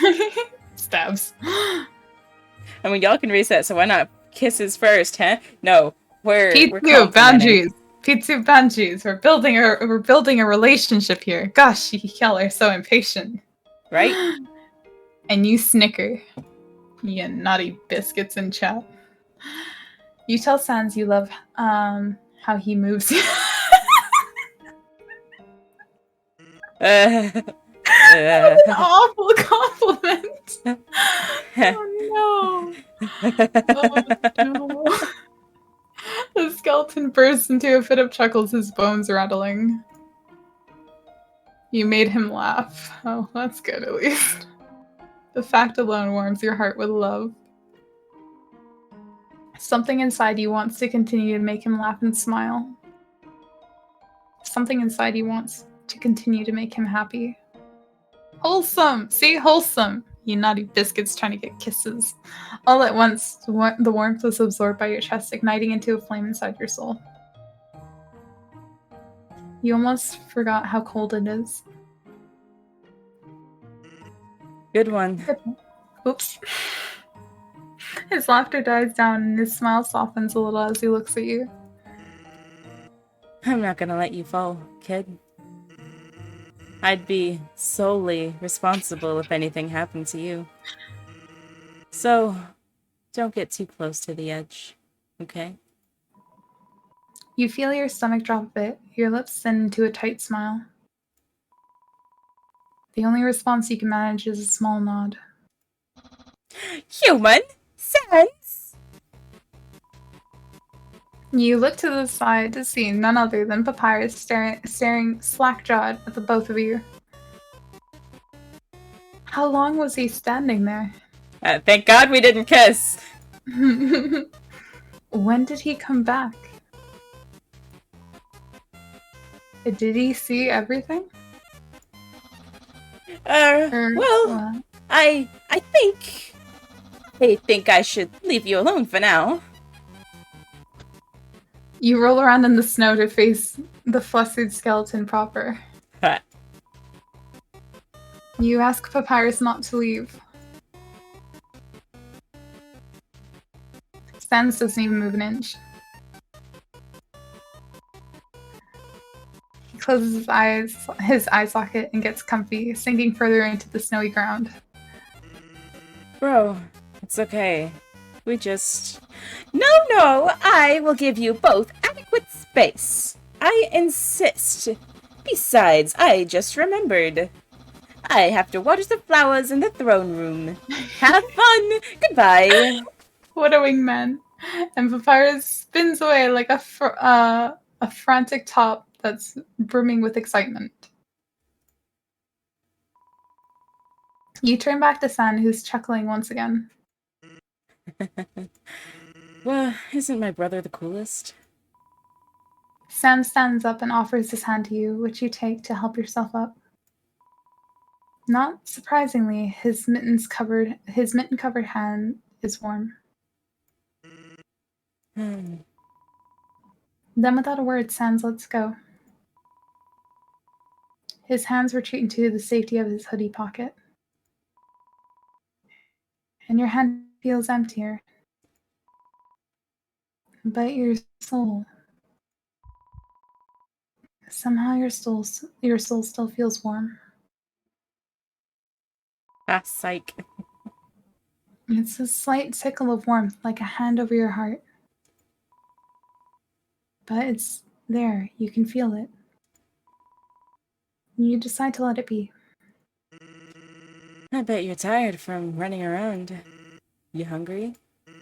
Here, I know just the place. He begins walking ahead and you follow suit, eventually falling into the unknown with him. The lingering scent of snow and pine dissolves into the aroma of grease and sandalwood smoke. The frigid air that once pricked your skin melts with the fireplace warmth. Patrons are engaging in delightful chatter as the smell of food and drinks entices you. Sans nudges you with his elbow. Fast shortcut, huh? He turns his attention to the patrons, greeting the room with a lazy shrug. Hey, everyone. You trail behind him as he makes his way over to the bar. Various monsters turn to greet him as he walks by. Oh, here we go again. We'll do opposite. You do this one first. Hey, Sans! Hi, Sans. Greetings, Sans! Hiya, Sansy. Sans, weren't you here this morning? This morning? Nah, couldn't have been me. I could barely get my... Sans, why are you making this joke again? Astabilum. I could barely get my astabilum out of bed. I know it literally translates to ass.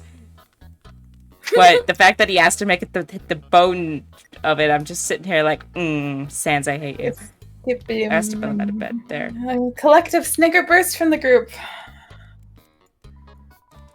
Sansy, save them for the show. Worried I'll turn up bone dry? Relax, I've got a ton of material for tonight.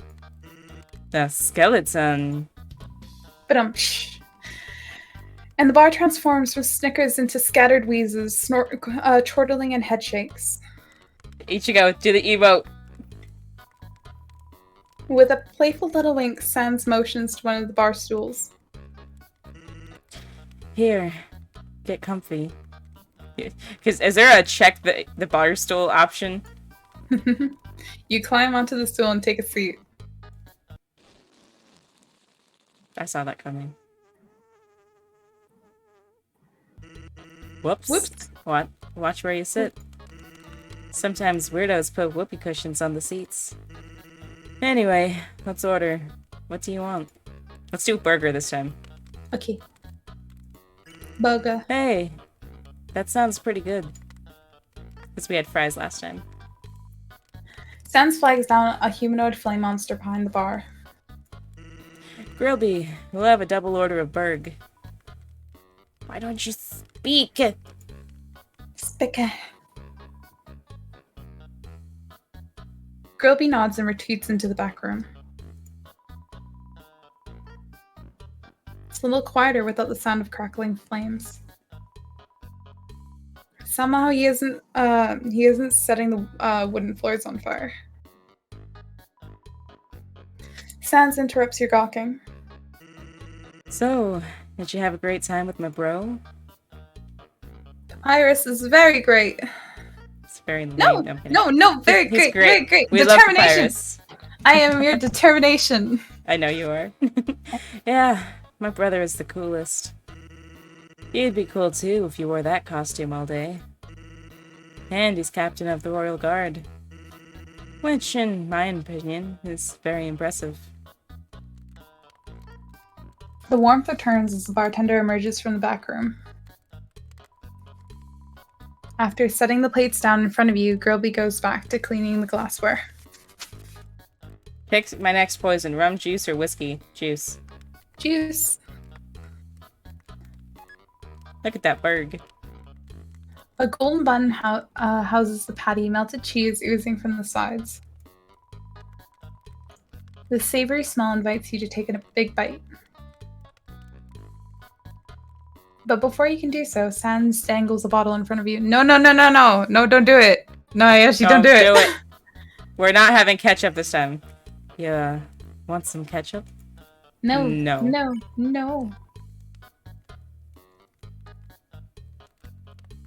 You shake your head in a no thank you.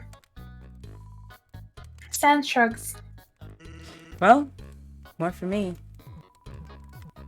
In one fluid motion, he tips the bottle into his grin and glugs down the tomato red. It doesn't even dirty his teeth.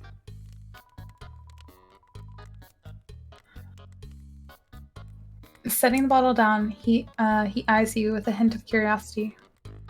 Frickin' chat. I won if you pour it on me this time, wink wink. No. Wink wonk? Wink wonk. Wink wonk? Oh yeah. I wanted to ask you something. Ooh.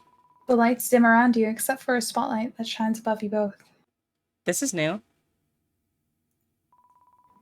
And the world fades away just a bit. None of the bar patrons seem to notice or acknowledge the change in mood.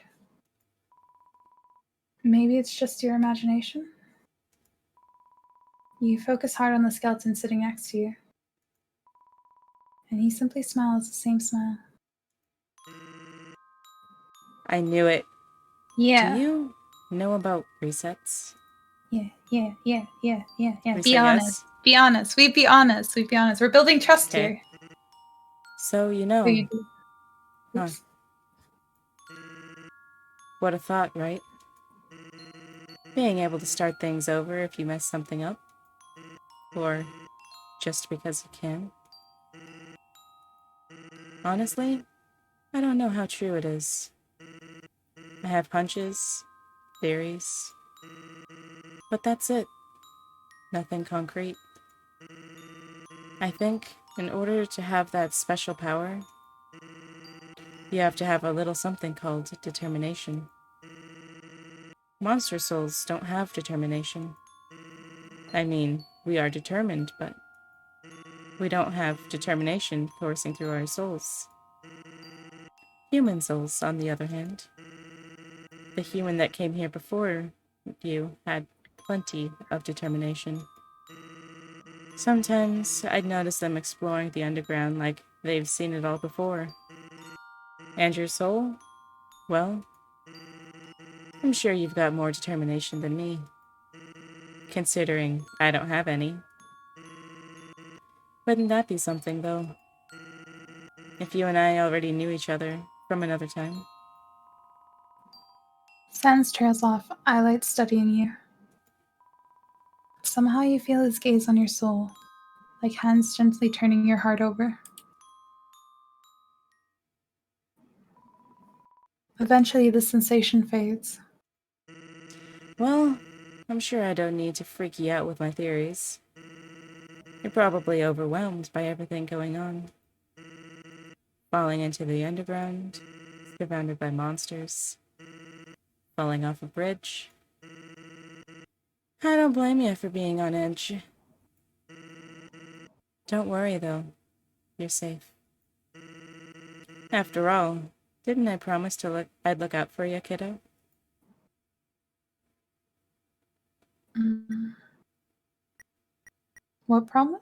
I know you did, and I'm glad. He never Which told us one? that in this timeline. Yeah, I would say what promise.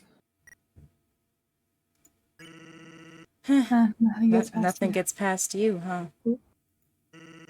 I made a promise to Toriel that I'd protect you. And I think I've been doing a good job so far. Don't you? Sans pauses a moment, mulling over his next words before speaking again. Look, I hate making promises. But if it makes you feel any better, I'll promise that to you, too. Technically, it's just the same promise, but it's a little more personalized. Sound good? Hopping off the bar stool, he looks at you with open arms, inviting you into a hug. I promise to look out for you, kiddo. I think we should still hug. It's the whoopee cushion hug, are you sure? Yeah, but hugs are hugs. Hugs are hugs, you're right. You hop down from the bar stool and take a moment to look at him, your hands fumbling at your side. Then, taking your chance, you wrap your arms around him.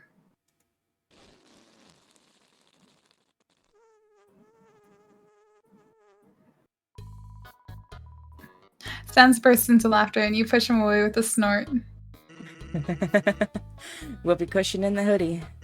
That's a new gag I'm working on. Thanks for testing it out. Now, what do you say we get out of here? I actually have a favor I need to ask you. He nods to Grillby behind the counter. Thanks, Grilby. Put it on my tab. Then he shuffles towards the door and you follow him out. As you walk along the river, you immediately notice the absence of the glistening white of Snowdon. You can hear the rushing water, watching as it cascades over the many ledges that line the caverns. Your footsteps seem to hush the whispering static lingering in the air. You walk a little further, eventually reaching a small station. It's reminiscent of a lemonade stand or a hot dog stand. Welcome to Waterfall. And my second century station. Too many S's in a row. He leans against the sentry post and flashes the laziest jazz hands at you. Jazz hands. I don't have hands, so I can't jazz hands. But you get the idea. Pretty neat, huh? So, about that favor, I'm actually looking for my telescope. I was hoping you could help me find it. I know it's somewhere here, and we can cover more ground if we split up. Why don't you look for it up ahead? I'll look for it right here. Sand stands behind a sentry post, eye sockets barely keeping open. Yep. You go on ahead. I'll let you know if I find it.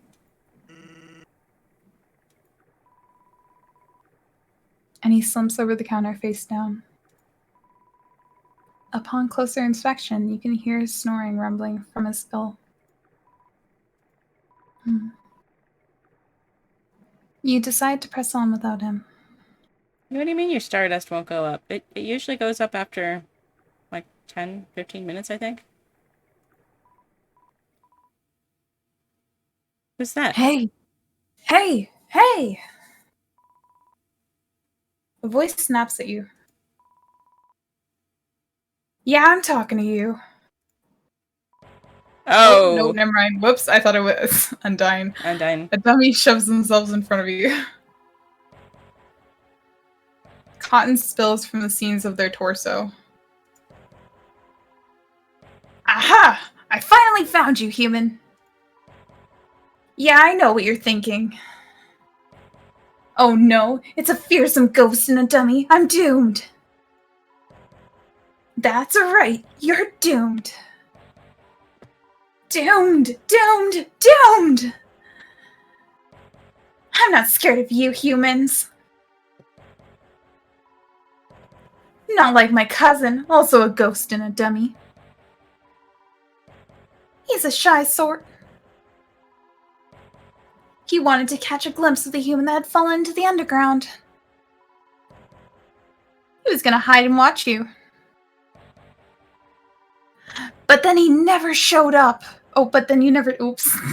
It's okay. He could have taken that rejection, broke his. He couldn't take that rejection, broke his ethereal heart. The least you could have done was pass by his room in the ruins.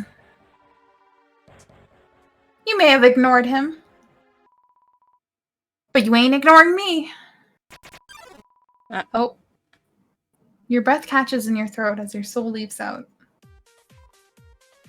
Ha! Ha ha ha ha ha ha ha ha ha ha ha ha. You're trapped, and now this encounter. Oh, you're trapped in this encounter now. Trapped! Trapped! Trapped! Dummies, attack!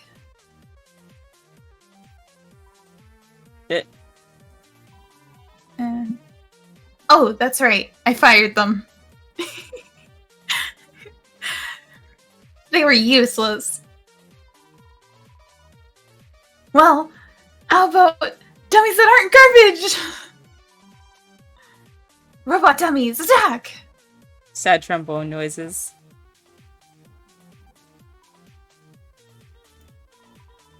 Oh yeah, I got rid of them too. They were even worse. Womp womp.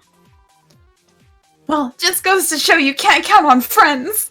Oh no, I actually... The only thing you can count on are knives! Oh, Jesus. Wait, I forgot to take my knife with me. You know what? Forget it. Forget it. Forget it. It's not worth it. I'm not supposed to be fighting you anyways. Oh, bye. The dummy floats away. Ooh.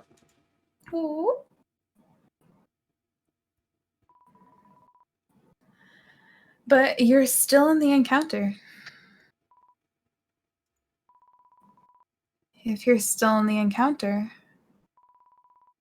who else is here with you? You examine your surroundings. And the presence of your own soul catches you off guard. It's surreal to see your soul outside of you like this. You want to reach out and touch it, but you refrain. Still, you wonder what else your soul contains. Toriel said that souls work differently in the underground. Stan said your soul had something called determination. And Flowey said you had more than just determination. Maybe in an encounter,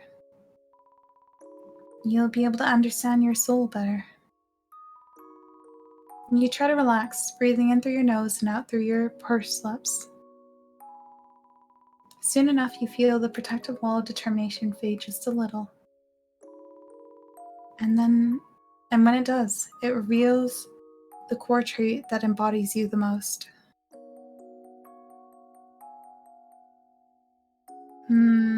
Let's go kindness. It's always my vote. A tenderness blows a gentle breeze in your chest. Thank you for the follow, Yukama Bear. Welcome, welcome. And the breeze tickles its way up and across your cheeks. Hi, Yukama! It cools the fiery determination into something calmer. Outside of this encounter, you know that everyone deserves a gentle approach. Everyone deserves a chance to be understood.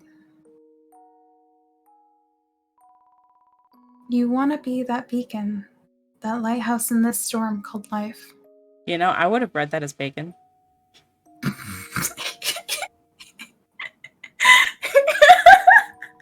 Just saying. At first glance, it looked like bacon to me. Most sentimental moment. Just Yep. bacon. Bacon. But you try to remember to be the same beacon for yourself. Bacon. No, beacon. As your soul glows, it seems to dim the rest of the encounter. Yes, I do want bacon. Burger with bacon is delicious. Oh, so good. Streamlabs is having personal issues. Oh, Streamlabs blocked itself? What the heck? I want food. Uh-oh. It's mesmerizing. A quiet gas joins your reverie. Oh? Oh? And Sans' skeleton becomes visible, lit by the gentle glow of your soul. Looks like he's wide awake now. No wonder the encounter didn't end. Sans was pulled in too. He can't bring himself to say anything. And neither can you. You're both too entranced by the very culmination of your being.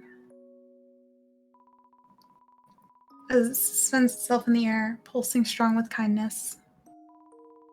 You can feel each pulse as it syncs with each breath you take. Sans brings his hands to his chest. Is he going to show us his soul? The next thing you know, your soul retreats, colliding into you. And the encounter ends. The cool, damp air of the caverns cue you into the change in surroundings. Sans stands in front of you. But he can't even look at you. Oh god.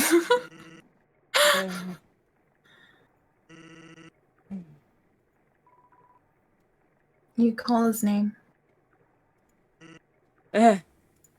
Whoops. You call his Accidentally name. press this. Kiddo? And he finally snaps out of it. Hey, why don't you explore Waterfall for a bit? I'll catch up with you. He ran! He ran. Before you can say anything to him, he's gone. Aw. Your soul feels something is missing. But right now, there's nothing you can do. You decide to keep moving. You continue on through waterfall caverns. I can speak English, I swear, guys. Sorry.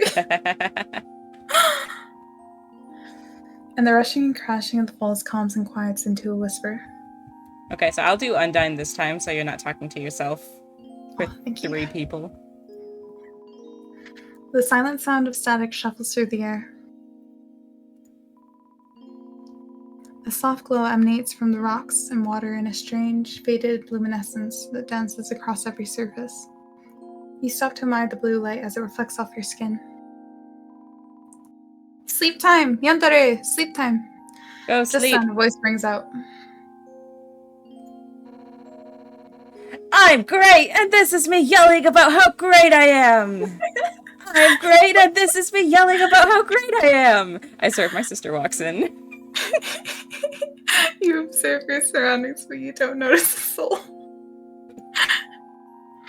Another voice, meeker in tone, mumbles across the water. I'm great, and I'm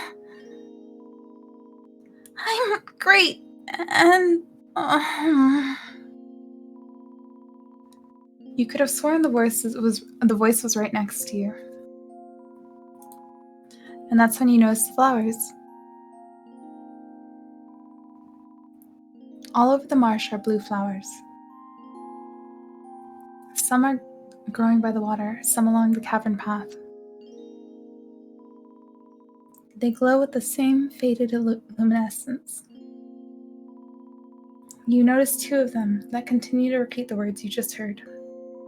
I'm great, and this is me yelling how great I am! I'm great, and But eventually the voices fade away as the flowers sit above each other, and no one in particular. You remain still, listening to the whispering as it blends in with the babbling of the water. But then you hear another flower softly speak up above the static. Hi. And you tiptoe around trying to find the flower.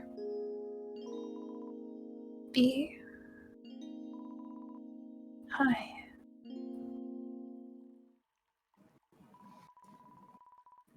Behind you. Chills every time. You whip around only to find a menacing figure stalking its prey. Those teeth, I can't get over them. The silhouette smile, teeth glinting. Why are your teeth shining, Undyne? What do you eat? LEDs. It takes a step forward. Okay, we gotta hydrate redeem before we... I accept. Thank you. Gloves for sweat, yes. Here we go. And then another.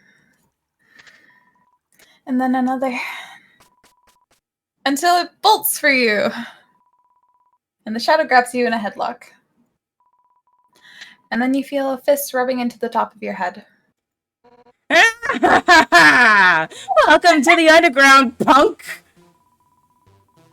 You caught me off guard. The figure lets you go, erupting with a loud, unruly laugh while you stumble backwards. Oh, you should see the look on your face! That was priceless. Hey, Alphys, come here. It's a human. Hi. Oh my god. I didn't think I was going to meet you so soon. I'm actually not ready for this. So, you must be the human that the Queen texted us about last night. Nice to meet you. I'm Undyne. And I'm Dr. Elvis. Sorry for all of the screaming earlier. The echo flowers probably didn't help either. Alphys, you weren't even screaming. We gotta work on that. Hey, you okay, punk? I told you the noogie was a bit much. Lighten up, human. Don't look so terrified. I'm not gonna fight you. Unless it's a fight you're looking for. You want to spar again? Yeah, let's fight again. We're gonna pet the fish. Fight the fish. Wait, we You fight. tell Undyne you want to spar with her. Fight me, fish. Wait, seriously? I'll bite you. Her entire stance changes. She bends her knees and pulses into the ground. Her eyes glisten, as if reflecting your very own determination. You want a showdown, huh? Finally! I've been looking for someone to spar with. But Undyne, you shouldn't fight the human, remember? Don't worry, Alphys. I won't treat the human as like an enemy. It'll just be a friendly spar. That I'll win! Undyne digs her heels behind her, hunching down and smirking at you. Alright, punk. Let's see what you're made of. Without so much as a ready, set, go, she lunges at you. Duck. You duck just in time. Her attack barely grazes the top of your head. Hey, nice dodge. Well, let's see you take a Sorry. Alphys. Oh, what, are you... Can you take a second? Okay. I wait to speak it to return.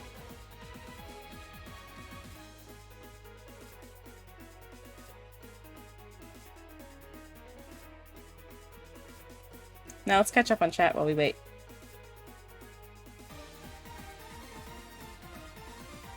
Speaker disappeared. Yep. Your new model is so cute. Thank you!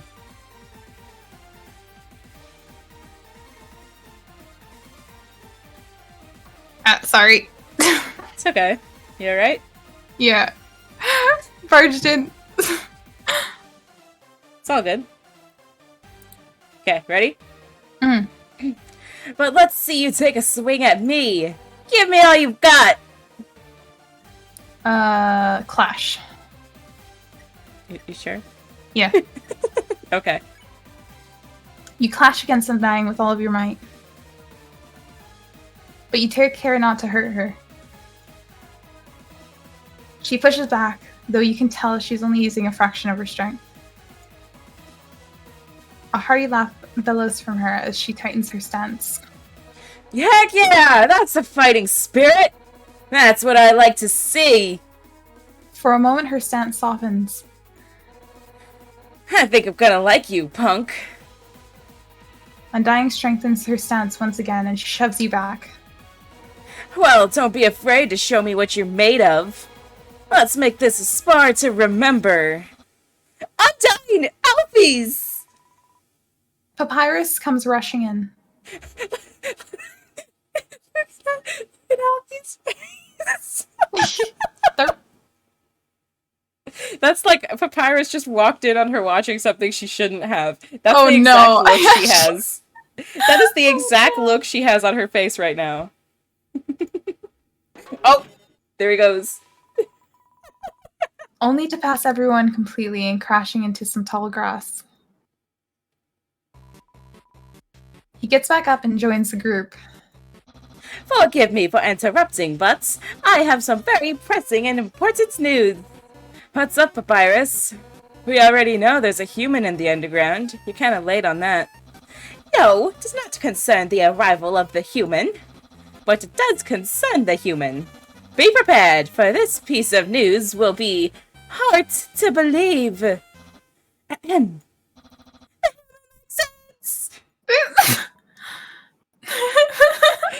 The human likes What? Really? What do you mean the human likes sands? Do you mean like a friend or more than a friend? Why, Sans? He's lazy as hell. I mean exactly what I mean. It was quite the reveal. The human fell off the bridge in Snowdon. However, instead of falling and splattering on the ground, the human zipped through the air and crashed into Sans. They seemed to be lying next to each other for a while. I ran up to the two of them to make sure no one was injured. But then I saw quite the scene as I reached them. those two were having such a moment.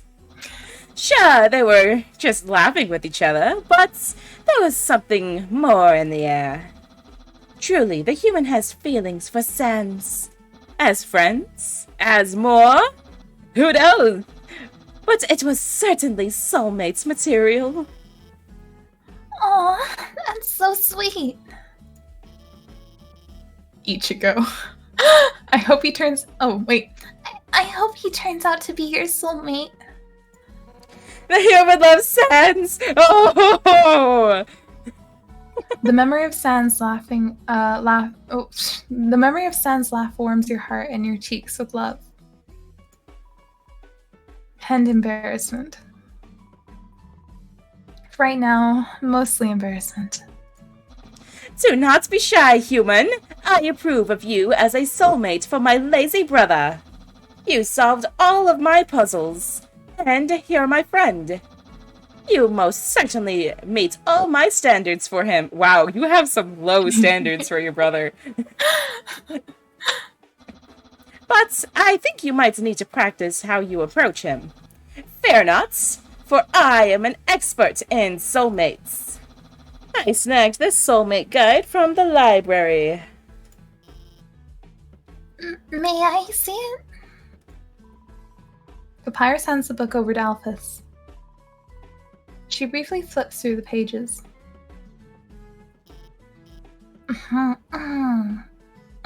Oh. This might be useful in combination with others, with other practicing methods. What do you think? We should roleplay. Obviously, we should roleplay. Okay, like, yeah, second one. There's not even a question about it. It's obviously. Oh, sounds like fun. I think it's best if you play as yourself, of course. I want to play Sans. But then, who should be Sans? Well, Sans is my brother. And although him and I are nothing alike, I think I know him well enough to do a good impression. Oh god. Oh, I want to pretend to be Sans. How hard can it be to sleep everywhere? Either of you can be Sans. I don't think I'd be the best choice. Hey, punk, who do you think should be Sans? Me, right? Oh god. Undyne. We're gonna pick Undyne for Sans. She's gonna punch us.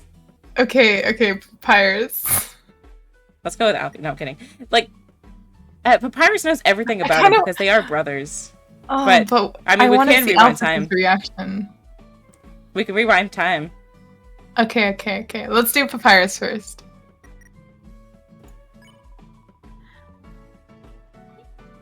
You say that you want Papyrus to roleplay as Sans. Yeah. Of course, I, the great Papyrus, brother of Sans the Lazybones, would be the perfect choice. Oh, lame. I totally could have done it. Why not, Undyne? You and Alphys can still help. After all, what is a play without all of its players? Now, human, I must warn you. You may not recognize me, as I am doing my Sans impression. I can be quite convincing. However, I assure you that it is me. Are you ready? Oh god. Hey. Whoa! Damn. Oh my god. Human, this is the part where you greet me. The 2008, thanks for the follow. And that bottom one, though. It's nice to see. Wait, actually.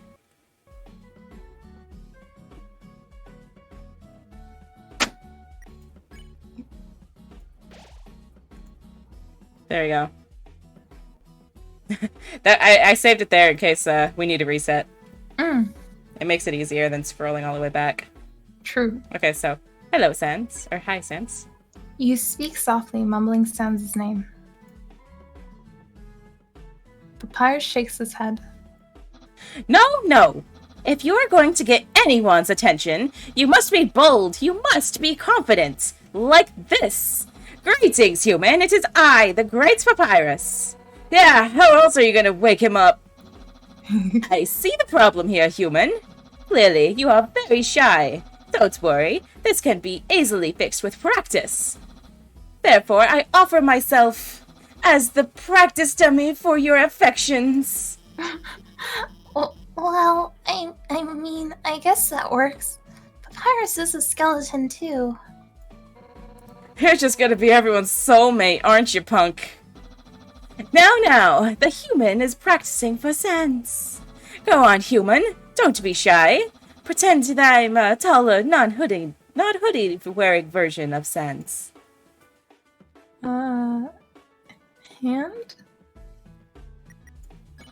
Yes, hand-holding is a perfect display of affection. So long as you coax his hands out of his pockets. What do you do? Leave. Forehead? Forehead. Sadly, he does not have hair that you can run your fingers through. But that's okay. You can also touch foreheads together. I read that as another way of showing affection. Legs. Legs are good for sitting and for running into each other's arms. Teeth. I see you're focusing on my teeth. Are you wondering how you're going to kiss Sans? Or are you just thinking about his smile? He nods, giving you an encouraging pat on the back. I think you'll be just fine, human. Just show him how you feel. Whether it's romantic or platonic, be honest with your emotions. I think that alone will give him the signal to take the initiative. Also, if you don't want to kiss him, you don't have to. Just remember, there are many ways to show you care.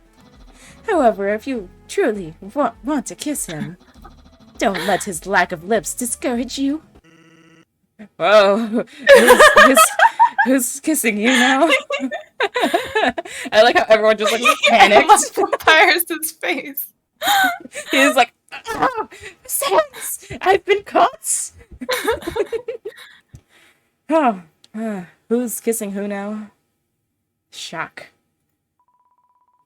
Sans just stands there with his usual permagrin. The mental records scratch. The mental record scratch is almost audible. Oh, hello, Sans. What's coincidental but poor timing? Did I accidentally skip something? No, okay. I'll do Undying again if you want. Oh, that's fine. I don't care. Okay. No one is kissing anyone. We were just we were just fighting with each other. But not like fighting. Obviously not that, but because that's not allowed.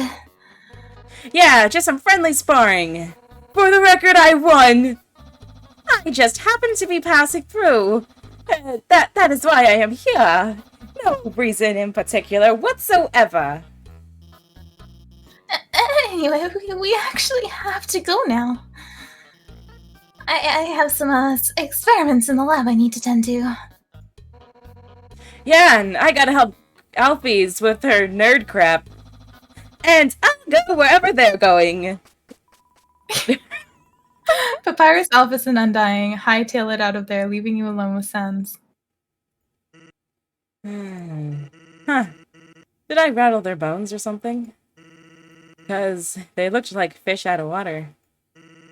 You might say I have this sneaking up thing down to a science. Oh my god, Sans! Guess you didn't find my telescope, kiddo. Well, don't worry. Where I'm taking you, we don't really need it. Ooh. We're gonna need a shortcut to get there, though. Just follow me. You glance up at the rocks on the ceiling above. Then the ceiling's glow snaps into nothing. When you blink again, you swear you're seeing stars. Ooh. Little pinpricks of light dance around you, brushing against your arms, your cheeks, your nose. The rocks above paint the ceiling in a million points of light. It's as if the night sky of the surface was lowered to the underground. Far off in the distance are the stone buildings of New Home. You exhale as you take everything in.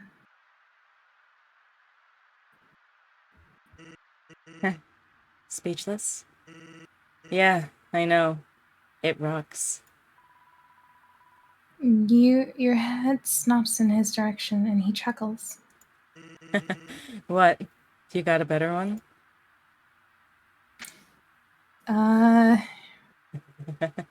Your, the bottom one. Yep, better and bolder than yours. You stick out your tongue at him. Sand shakes his skull. Gonna have to disagree with you, kid. I think it was a gem of a pun. The two of you harmonize in a raucous melody of laughter. Raucous. Oh no, I can't help you. It builds and swells until you're lost in its symphony. Vibrations tickle your soul, growing more tremulous with every laugh. Tremulous? His laughter and yours warm your heart with love.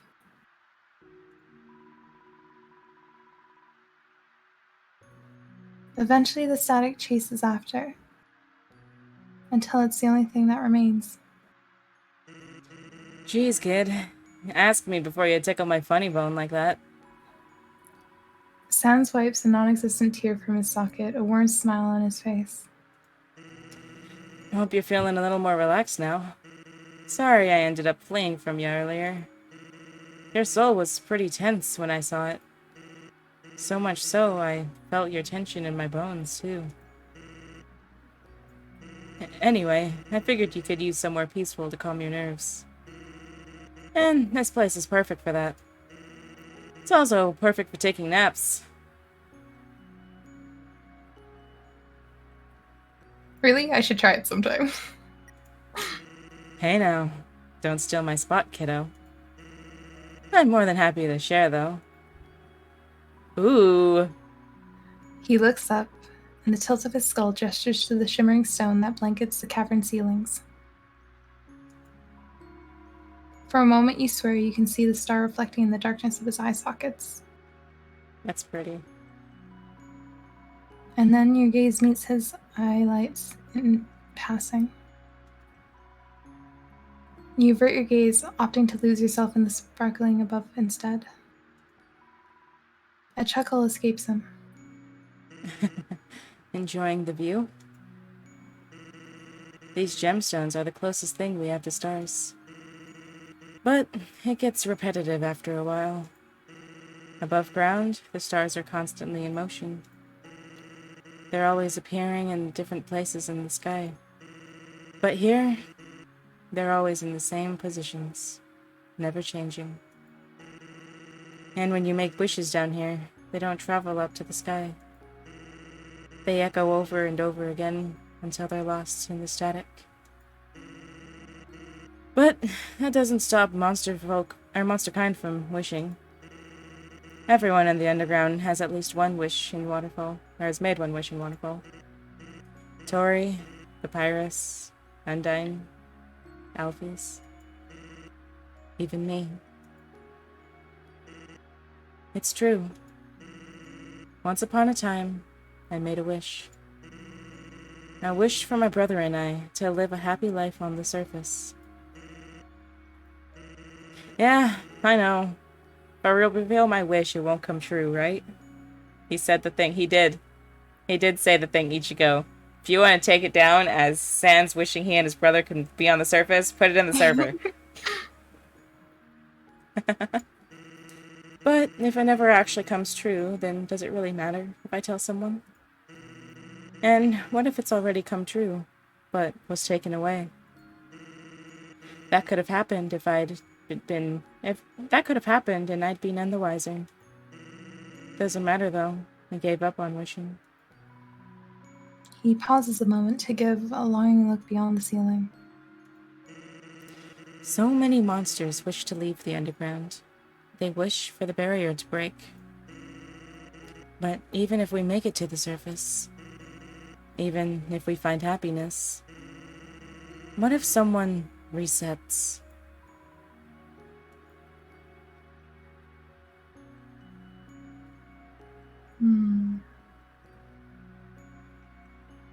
I'll find my way back to you. Yeah. Like, as much as I want to say I won't reset, we might have to reset, and then he'll be like, I thought you said you weren't going to reset. Mm-hmm.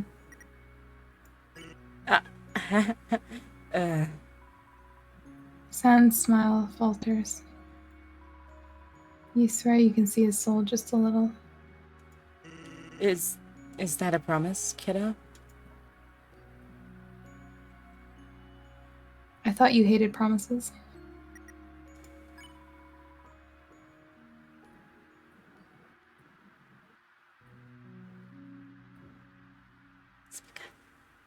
Oh, wait, maybe we should have promised. Wait, can we go back?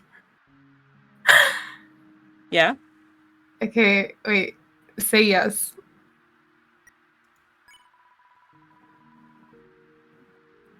Your words are carried by your exhale and up towards the pseudo sky. The shimmering stone are your witness. Kiddo, Sans words trail off. He looks to the ground for a moment before looking back at you. You feel like he's staring into your soul. You wonder if he believed you. Well, forget it. Ah! If you're wishing for something, you might as well go for it, right? He's still mesmerized by the twinkling lights, but his eyelights aren't looking towards the ceiling anymore. Instead, he's searching for the twinkle in your eyes, in your soul. You can't help but do the same. If there's one wish your heart and your soul are set on chasing. Hope? I mean, this is a pretty... You think this is so? a pretty good moment. Are we doing it? Are we doing it? I mean, like, I don't you know, in movies when you're like... But he's hurt. You're both... He's sad. Do you kiss when someone's sad? I don't know. Guess who's back? Oh, hi. Welcome back from your sleep. Welcome We're back, trying to Thunder. debate whether it's the time to go in for a kiss I or don't just think so. hope. I don't know. I would just Well, like, because he's staring into your eyes and you're staring into his. Like, a lot of times the moment just, you know. Yeah, but isn't it that he's just trying to, like, examine you to see if you're being trustworthy? Well, it's possible, but sometimes you can't overthink love. Okay. I asked you, let's do it. And then if it fails, we're going back. If it fails, we're using the power of reset. Yeah. Every nerve tingles, every spark resting on your fingertips bursts to life. Rem over here screaming hope because he doesn't want us to kiss the Hope. skeleton. I feel like I would hope, yeah. In that moment, your soul looks onto his.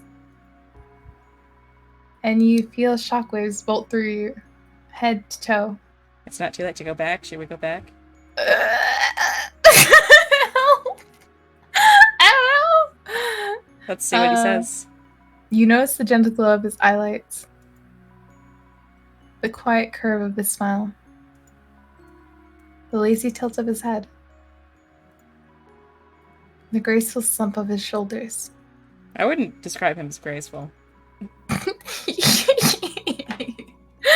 The twinkling gems above seem to dim as the static quiets to a muffled, shushing sound, setting the mood. Oh, he flashed! Hayashi! We got him to flash! You lean forward to take your chance.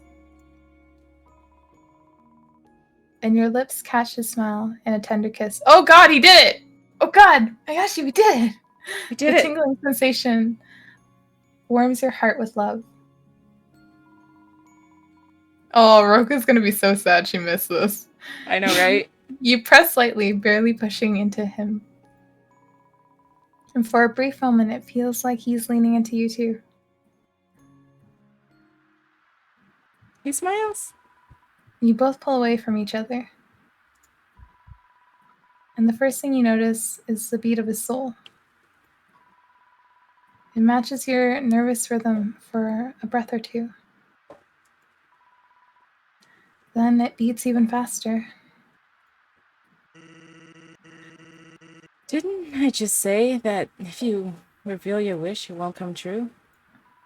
Uh-oh. Oh god. And then the rest of the world comes crashing back. Jeez, I'm late to my next gig. Can't believe I let you distract me like that.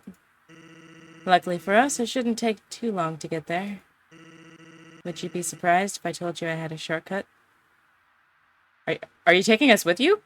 Oh, wait, does that mean it was okay? I think that was okay. I think you liked it. Are we in the green? I'll get us there in no time. Said us. Yep, we're going with We're them. in the green. We're the green. It's taking us on a date. With a lazy swing to his step, Sans shuffles away. You stay behind, trying to grasp the fleeting moment, looking at the gems one more time. You wonder if your wish joined the rest of the wishes, lost in the static. You coming, kiddo? You turn to follow after him. And the world slips out from under you as you plummet back into the unknown. When the world returns, you're greeted with the sound of glass clinking and the chatter of soft conversation. Sans nudges your side, tilting his head towards the tables. I'll meet up with you soon, kiddo. Why don't you go find us a seat for now, okay? There's something I need to take care of first. Hey, you're spacing out. Don't be nervous. I've got a surprise for you. Oh yeah, she's so cool! Why? Deciding to follow his suggestion, you scan the room for somewhere to settle. Hello, human! Over here! The voice of the Great Papyrus is unmistakable. He waves you over to his table, hand raised high. But you quickly realize he's not alone. Aww. Aww! When you get there, a very familiar group of monsters is waiting for you. Undyne greets you with a headlock and noogie combo. Ha! We're totally crashing your table, punk! No way we're gonna miss your reaction. Alpha struggles to stay sitting. It seems she's sharing half a seat with Undyne. Oof. We're not blocking your view, right? Just let us know if we are. Papyrus grabs both your hands. It's nice to see you watching my brother's performance. If his lazy puns are something you enjoy, then you're even more perfect for him.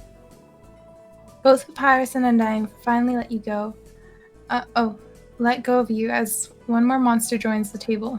Is it Goat Mom? Oh, my child. You feel a pair of soft, fuzzy arms embrace you. Hell yeah. With the warmest of smiles, Toriel sits at the table joining your group. I'm so glad to see you've made friends so quickly. And I heard you're getting better acquainted with your potential soulmate, too. I promise I didn't tell the queen. That was me! Yeah, I helped! The table hushes immediately when the spotlight hits the stage at the front of the restaurant.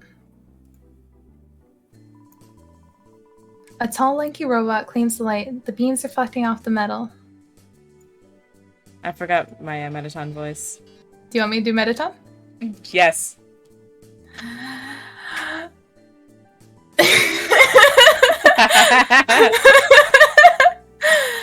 Hello, darlings and gentle darlings. I don't know what voice to give him. Wait, I need to think of a voice.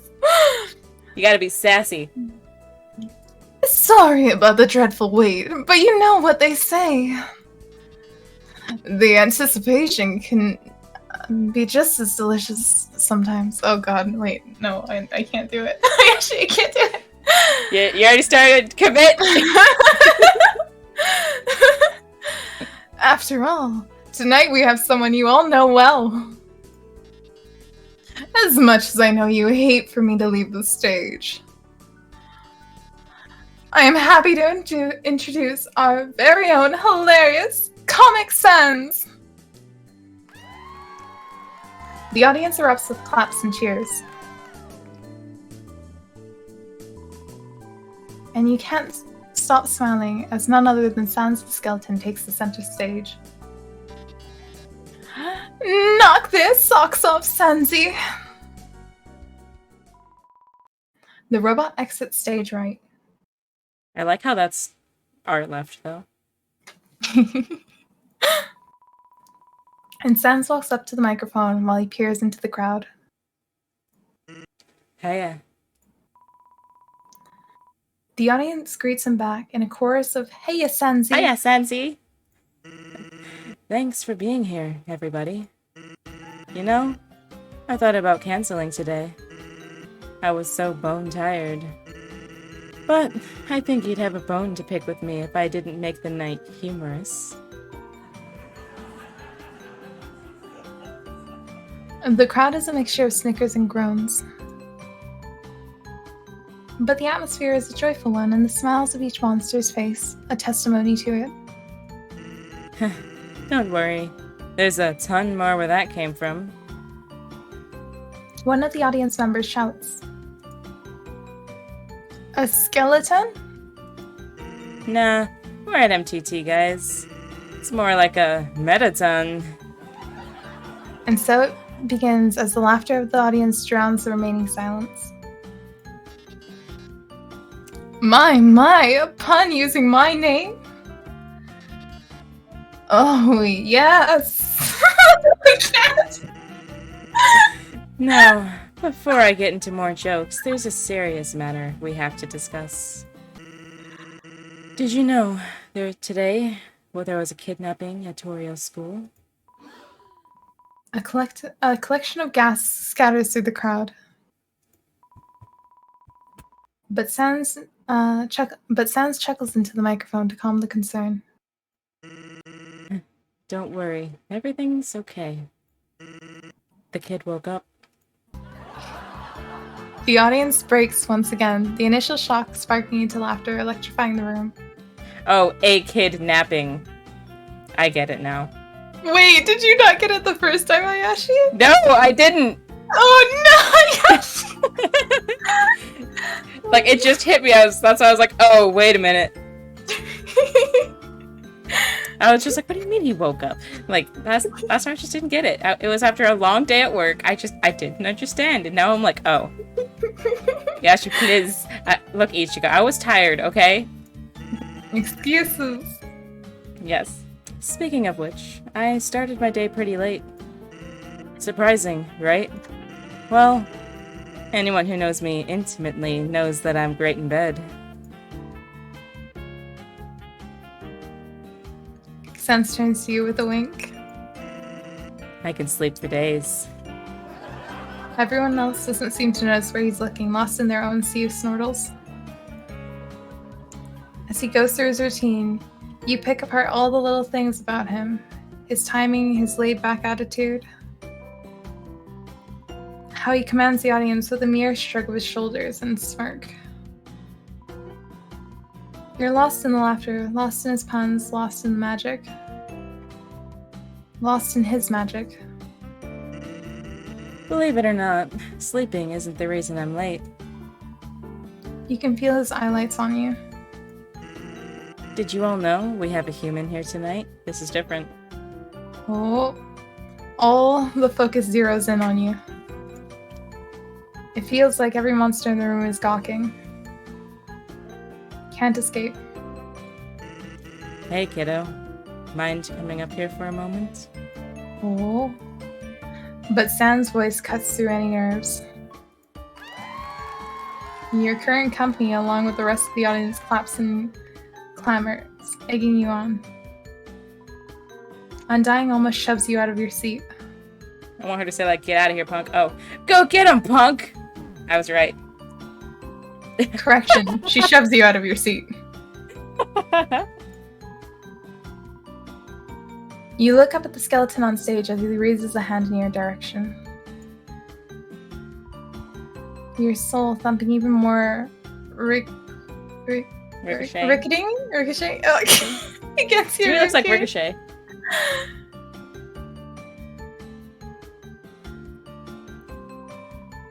It's almost like it wants to run to him. Oh! Oh! Oh! Oh! Oh! Sans flings his arms up and you're gently lifted into the air by your own soul. With a flicker, gravity shifts to launch you up. When your feet touch the ground again, you find yourself on stage with Sans. Thanks for coming up here. Give him a hand, everyone. You can feel the thunderous applause from the audience. Your friend in front cheer the loudest, thrilled to see you up there. You freeze. But Sans grabs your hand and gives it a little reassuring squeeze. Don't worry. You'll be just fine. He speaks a little louder, including the room back in his conversation. You know, they say you have to have thick skin in comedy. Guess the human's already going better than me, huh? You feel the rumble of the audience's laughter, the stomping on the ground igniting the room. It fills you with determination. Bone pun. Bone pun, not skin pun? No, because we're gonna make fun of him. Okay. You tell Sans he doesn't need skin. Because he's already a bona fide comedian. Aww. The audience bursts into laughter. And you almost miss Sans stifling a chuckle. Almost. Oh, be careful what you're about to start, kid. If you make one more pun, well, then you're really not gonna like what happens next. You smirk at Sans and let a single word roll off your tongue. Punderstood. And the crowd loses it. I cannot believe it! Oh, this is wonderful. Soulmate material. Those eyes, though. Those eyes tell you everything. She's like, True oh, I'm woman, shipping. Right? I'm shipping so hard. Get him, human! Despite all that, Sans doesn't even flinch. Okay. The skelecomic cracks his joints, rattling his bones afterwards to loosen himself up.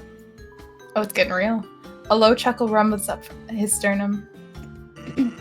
Prepare to be punished, kid.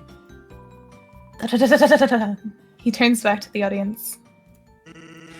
Have you guys ever been to Snowdon? It's a really chill place, right? Unless you fall over a bridge, like the human did. I saw it happen and lost my cool there at the moment. How about you, kiddo? It's fine. Tell Sans falling off the ridge was scary. But you'll build another one and get over it.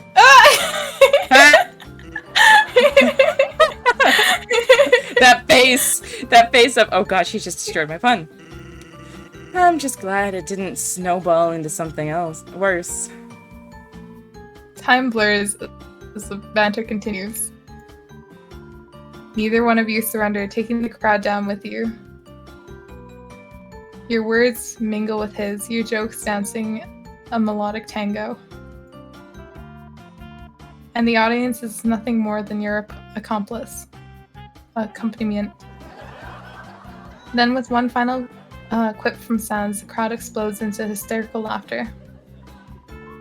A lazy grin on his face, Sans watches the crowd fall apart at the mercy of the puns. And he finally decides to spare them. Thanks for coming, everyone. Have a sensational night. The floodgates of non-existent... Oh, the floodgates are non-existent as laughter drowns the entire room. You swear you can hear Undying banging on the table. Sans pulls you towards the backstage. Oh, and the world is pulled out from under you. Ah! When your surroundings snap back, you find yourself in front of your table.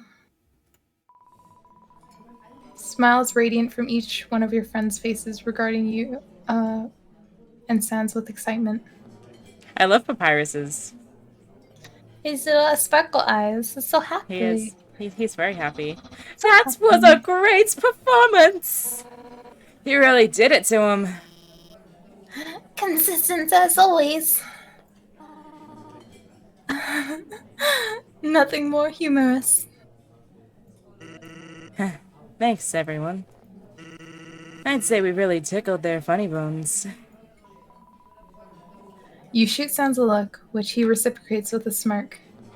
So if we officially dated Bone Man, I don't know. That could have been like a first date, but we might have an actual date here soon. We'll see. Papyrus clears his throat rather forcefully. Well, dear brother, we should all be going. And by we, I mean everyone except you and the human. Yeah, we're all gonna go do something. Somewhere. That's not here. You guys stay and chat. Have fun, you two. I'll leave the light on for you at the house, my child. And Sans, thank you for looking after the human. The four of them scamper off, suppressing giggles, goughs, and nyahahas. Soon enough, their laughter fades, leaving the ambience of idle chatter and the click of silverware. Sans pulls out a chair for you and ushers you to take a seat. I swear, Sans, if you freaking ruin the mood by putting another whoopee cushion on that chair, I'm going to be mad. No, do it. For the jokes. Oh. Then he makes his way over to the other side, sitting across from you. You stare at the tablecloth and the candle that adorns the table. He didn't whoopee cush us this time. Ooh. The candle emits a peaceful glow, dimming the rest of the world until it's just you and Sans. Just you and Sans. So, what do you think of the underground? It's pretty great, isn't it? The monsters down here, the love they possess. It really makes this place feel like home.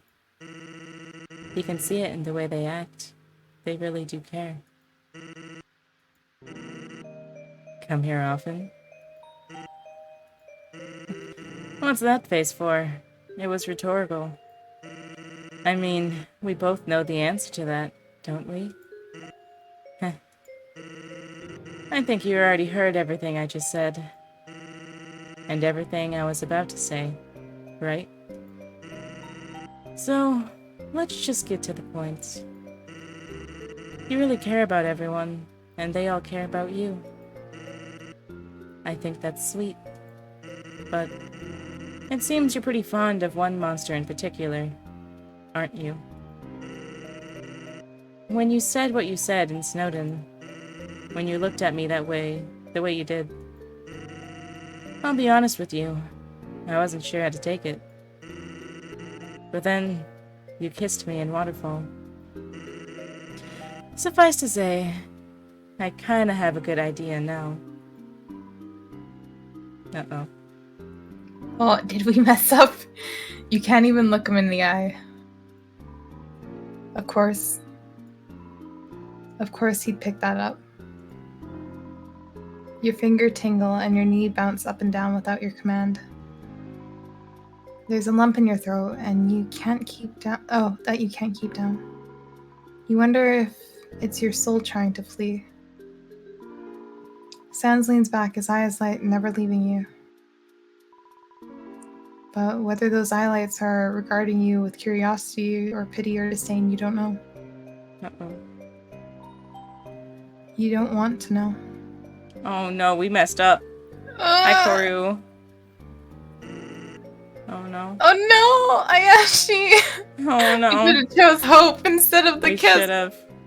We should have. Oh no. I hope you're not just playing with me, that's- kiddo. Oh, soup. It's me. Sorry. I hope you're just not playing with me, kiddo. Just to reset it afterwards and act like nothing happened. Your breathing grows shallow as he lets out a breathy chuckle. Our time together. It was nice and all.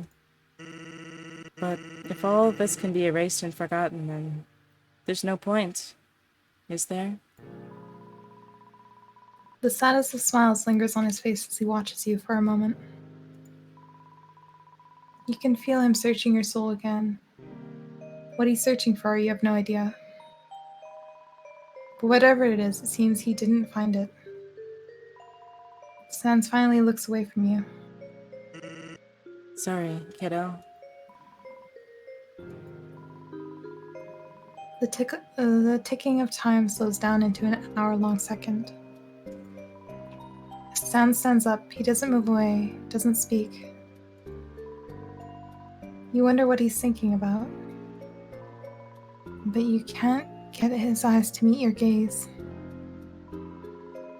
He slips his hands into his pockets and gives one last smile. The same smile he wore when he first met you. The same smile he wore when he last left you. Oh no. Take care of yourself, kid. Oops. Again. Because someone really cares about you.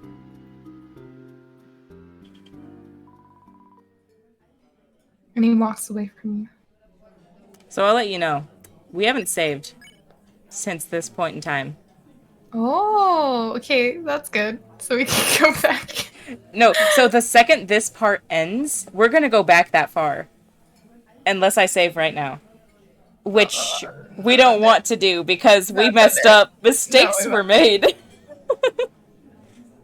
I bet it was because we kissed him. We should have said hope instead and stayed friends. Yeah. And then we would have done all of this, and then he would have been like, you know, I heard your wish. Maybe. Oh. Let's see. Okay, so let's hear what Flowey has to say in order to frickin' taunt us, as per usual. Again. The world seems to start back up. But you remain stuck in place, head down. It's like reliving a bad memory. Everything is hazy. For a moment you feel a present looking back at you, lingering. But then, that too quietly fades. And it's just you.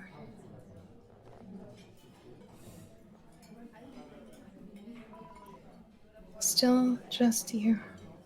And no one came.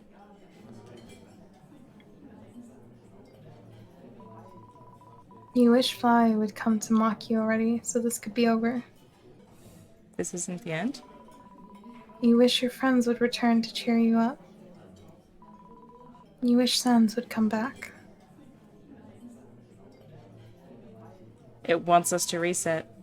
But nobody came. You decided it's time to go back to New Home and call it a night. Oh. The towers and buildings of New Home stand tall above you, keeping you company during your walk. And yet it still feels so lonely. It's supposedly night, but nothing above you signifies that it is. No sky, no moon. No stars. You stop walking to stare out into the horizon. The direction of where waterfall could be. Funny how you're standing on the other side, of where you and Sans were looking before. But only one of you is here. The starry rocks of Waterfall, once so bright, are non-existent here in New Home. How many wishes were made on those rocks? What hopes and dreams do they hold? You wonder what happened to your wish. It feels so out of reach now. Have a good night, Blair. Thanks for coming. Have a good night. Thanks for coming. Trying to shake it off, you turn away from the view to continue to Toriel's house. From there, you can rest and decide what you want to do. Oh, hello. But you don't get more than 2 steps. A familiar flower sprouts from the ground in front of you. Howdy! Did you miss me?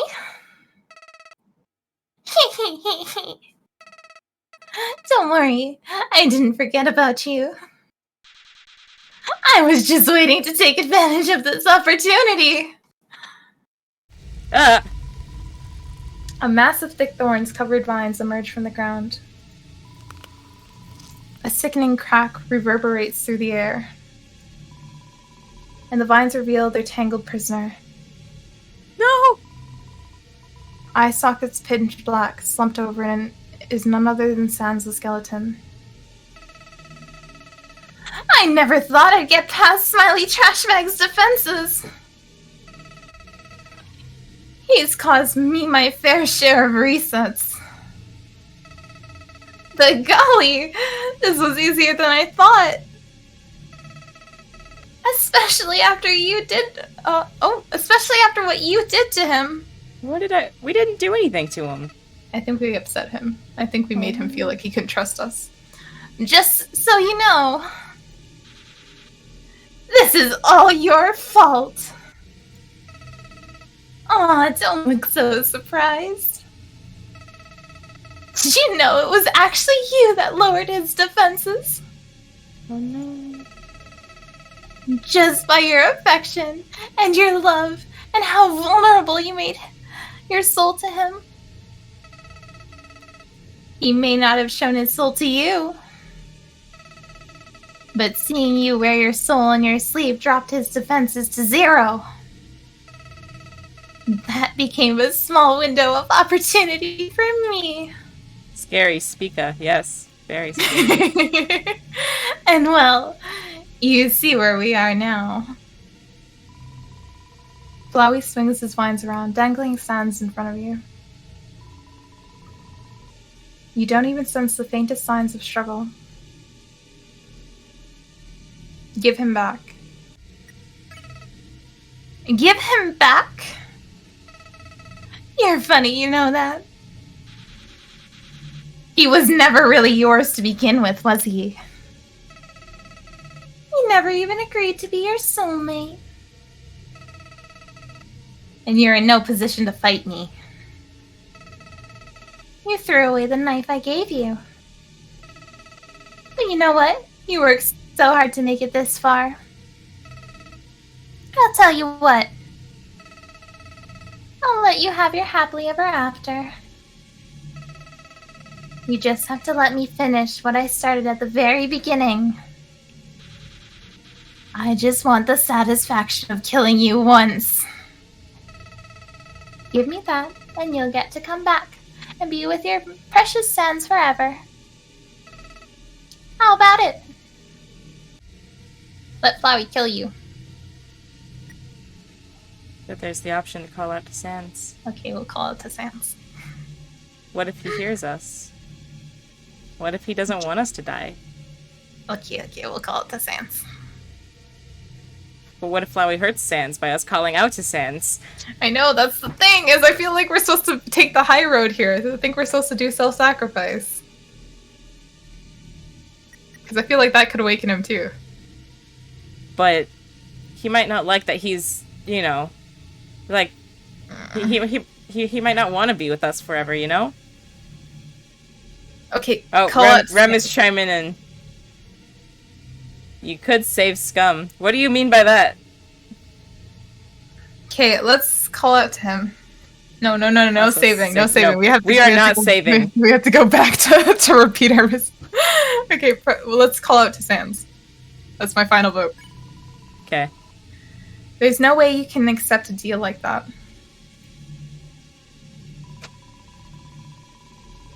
You push your determination a little further, and your voice rings free past your initial shock. Save scum equals load and save if it doesn't work out. LOL. Gotta No. commit. Oh, that's what that No. means. No. Yes, cry, shout to him. But he's too weak now. You jump on top of the vines, climbing up with all of your might. Hey, get off! Oh. He shakes you and you almost fall. But you grab on tight, not caring if his thorns are pricking you. You call out Sans' name again. And then you feel it. Movement. Kiddo? It's not much, but that flicker is enough to ignite a blaze in your soul. Once again, you call out Sans' name.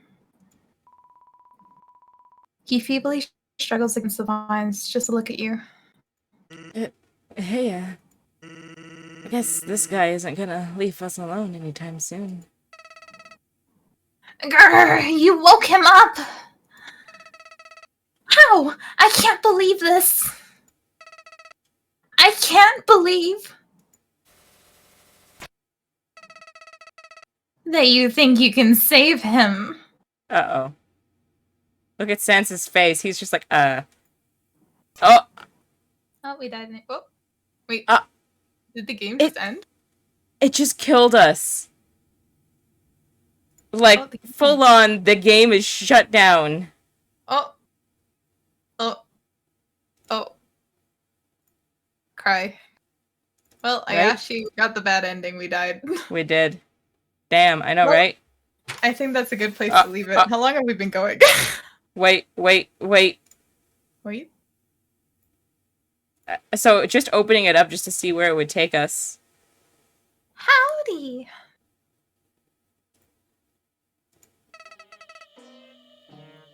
No, thank you. Can I draw a mustache on Flowey's face? Yeah. I'm Flowey. Flowey the flower. This music. Golly, you look so confused.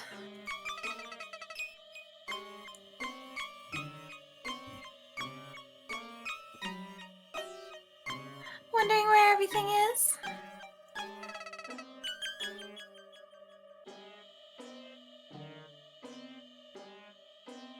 Well, to put it simple.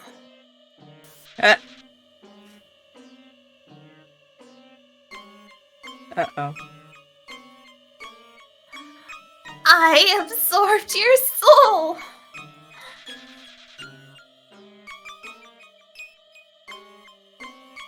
That face, though, right? Everything. Speak of having a delay, I don't know. Your entire being. Yeah, I can't see. You're not sharing screens with me anymore. Wait. Yeah, I am.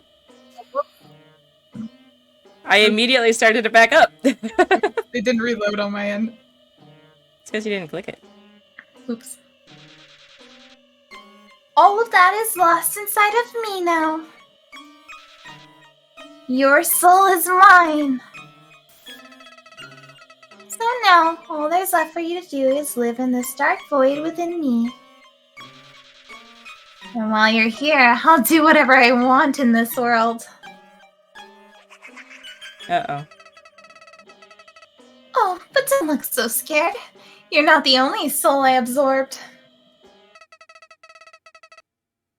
Didn't I say you'd be with your precious smiley trash bag?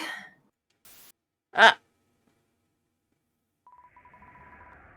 presence materializes in front of you. It feels like Sans, but he's barely there. It's practically a shell of him. His soul is but a wispy thread. Call out to him. You take a deep breath. Oh. Did I get disconnected? I'm still here. Got disconnected from the stream. Heck. Reconnect.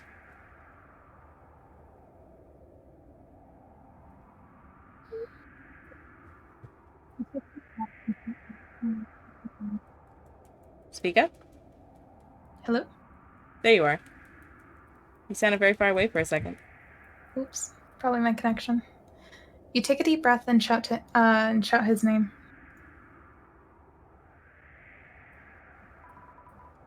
He doesn't move an inch. And you keep trying to reach him. You try again and again and again and again and again and again and again and again and again. You want to get the sounds you know back.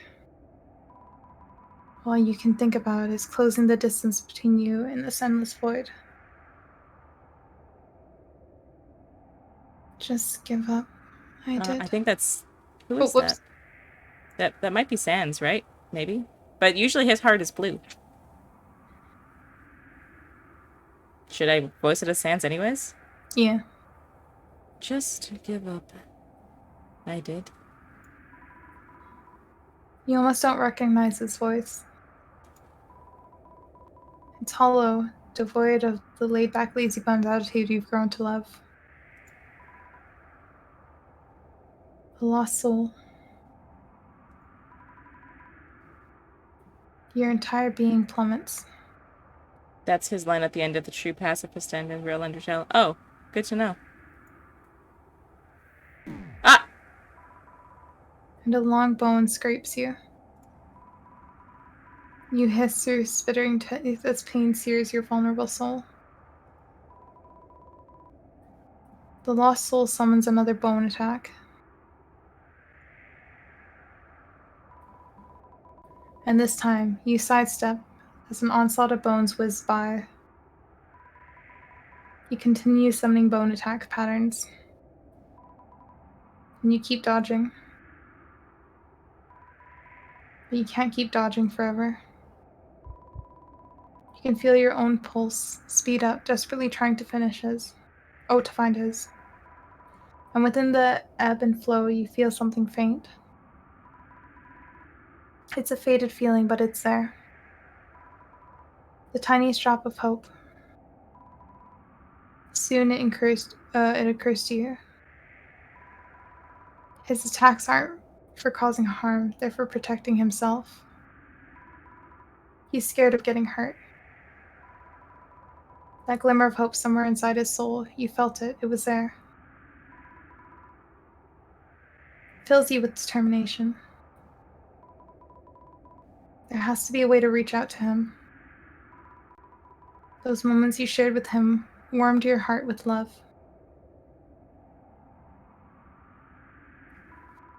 Maybe there is a way to turn this encounter around. What if you weren't the only one? What if those moments warmed his heart too? Ah!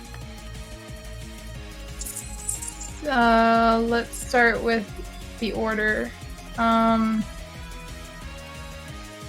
bridge? I think handshake is first. Don't you know how to greet a new pal? Oh, yeah. Okay.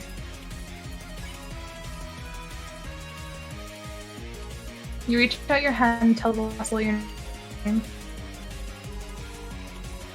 You ask him if he knows how to greet a new pal. The lost soul snickers. He seems to have some recollection of this. Pun is next. Then you tell him the lost soul. You tell the lost soul a bad pun about skeletons. The lost soul laughs, even if he's heard it already. The thought of engaging you in a pun battle crosses his mind.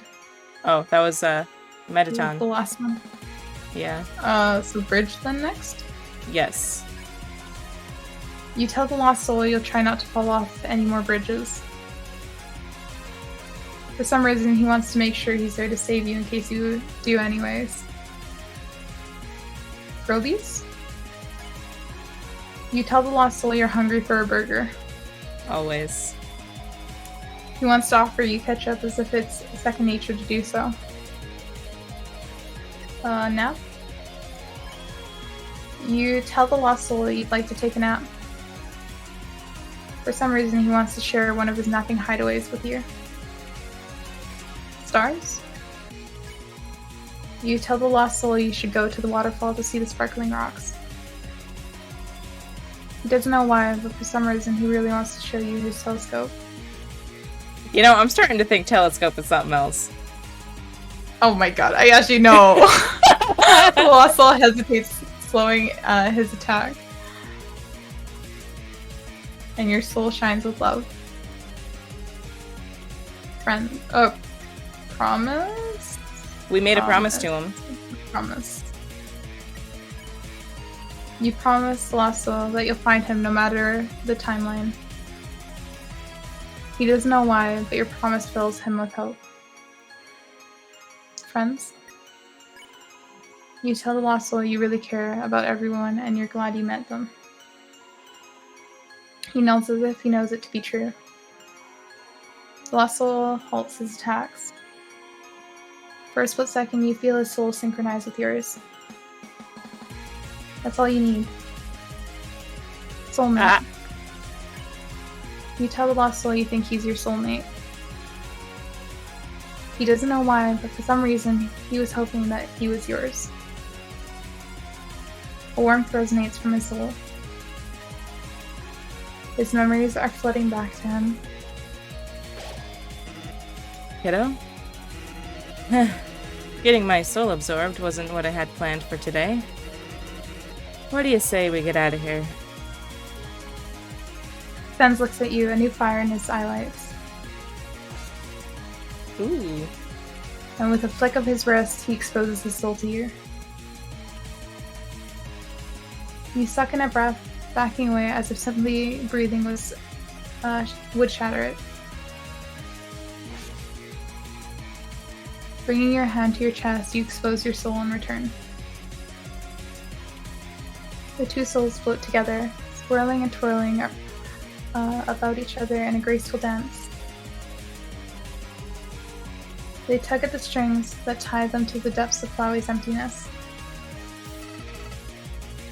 What are you doing? How do you have the control over your souls? This is supposed to be my world! No. Flowey launches his bullets at you, but but you don't even flinch. Aww. Sans summons a bone to shield you from them. No, you can't win! Another barrage of bullets, this time towards Sans. Your soul crashes into his, pushing you both out of the bullet's path. In a symphony of energy, your souls dip and dive, streaking across the darkness in a flash of lights. They radiate all the energy they have in order to free themselves. With each tug, the connection frays more and more. Until... Ah! Did we die? The invisible thread holding your soul snaps. No! No! You feel as Flowey's nothingness crumbling. The very fabric of the void tears apart and you can feel yourself ripping away from this plane of existence. You turn to Sans, he's breathing hard, but he's still wearing the unwavering smile. Well, looks like I don't have much time left. Sans grunts and curls in on himself. You feel his soul being parried away from you, as if to emphasize his statement. The invisible rift rips even more, and you can feel it rippling through every inch of you. You embrace him, holding both of you together, your knuckles sore from clenching your fists so tight. You can't bear the thought of losing your soulmate. Sans strokes the back of your head, calming your thoughts. Hey, it's gonna be alright. You're gonna be just fine. You're pretty determined. After all, I know you'll persist. You squeeze him tighter, but the weight of his body is already diminished. You said you would find me again, right? Even if things are reset. He leans into your ear and speaks softly. Whisper, whisper. I'm counting on you to go back and tell me exactly what I told you, kiddo. Don't worry, you'll know when. I trust you. He inhales sharply and gives you one more chuckle. Be seeing you, okay? You call out his name. There it goes. Wait, is that ending part 2? I want to get to a part where we can save or, oh god. Hold on, I hate that it keeps closing the screen. Just let me freaking save. That's what I want, is to know we did it good. Let's skip the greeting, shall we? I didn't think you'd be able to break through to him. You really made an impression on that trash bag of bones. Don't worry, I won't try to absorb your souls again. Now that I know your souls are capable of rebelling against me, there's no need to try that again. I even gave you a save file to go back to. What are best friends for? So feel free to continue to your happily ever after. Maybe I just have to be a little more patient. You gotta be bored at some point, right?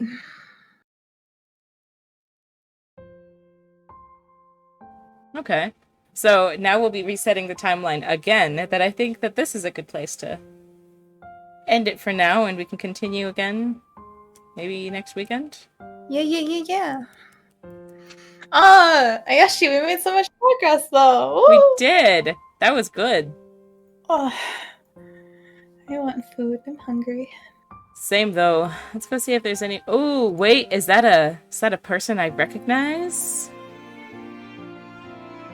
Well, I know who we're raiding. Huh? Our very own Hime. Yeah, Rashihime! Oh no, my other friend Nat is also streaming. What do I do? Hime, I'm your determination. Okay. Sorry, Uriel. We'll stream you next time. We'll raid you next time. Can I gift 2 subs because both of you fought well together tonight? Oh my god, P2. You know what, P2? P2? The answer is no. You've already gifted. You've already gifted tonight. P2 has quite the determination, though. I know. I think he's got more determination than I do. Speak up. Uh-oh. Don't look at me. I'm not looking at chat. I don't see it. Whatever he's saying. Your answer, please. He says your answer, please. I'm not looking. I'm not looking. I'm not taking the responsibility of your financial life on my shoulders. Take a look away from the puppy eyes. I'm looking away. I'm looking at the plant in the corner. Okay, guys. So we're gonna be raiding now. Type copy paste the raid option or type in the void raid option down here at the bottom if you are not subbed. Which is kind of hard to be not subbed if you're after P2 keeps freaking gifting people subs. But if you don't, copy the bottom. Anywho, thank you guys so much for joining, and we shall see you in the next video. Bye, everyone. Let's Thanks for go. Wheeze. Thank you for wheezing. Goodbye.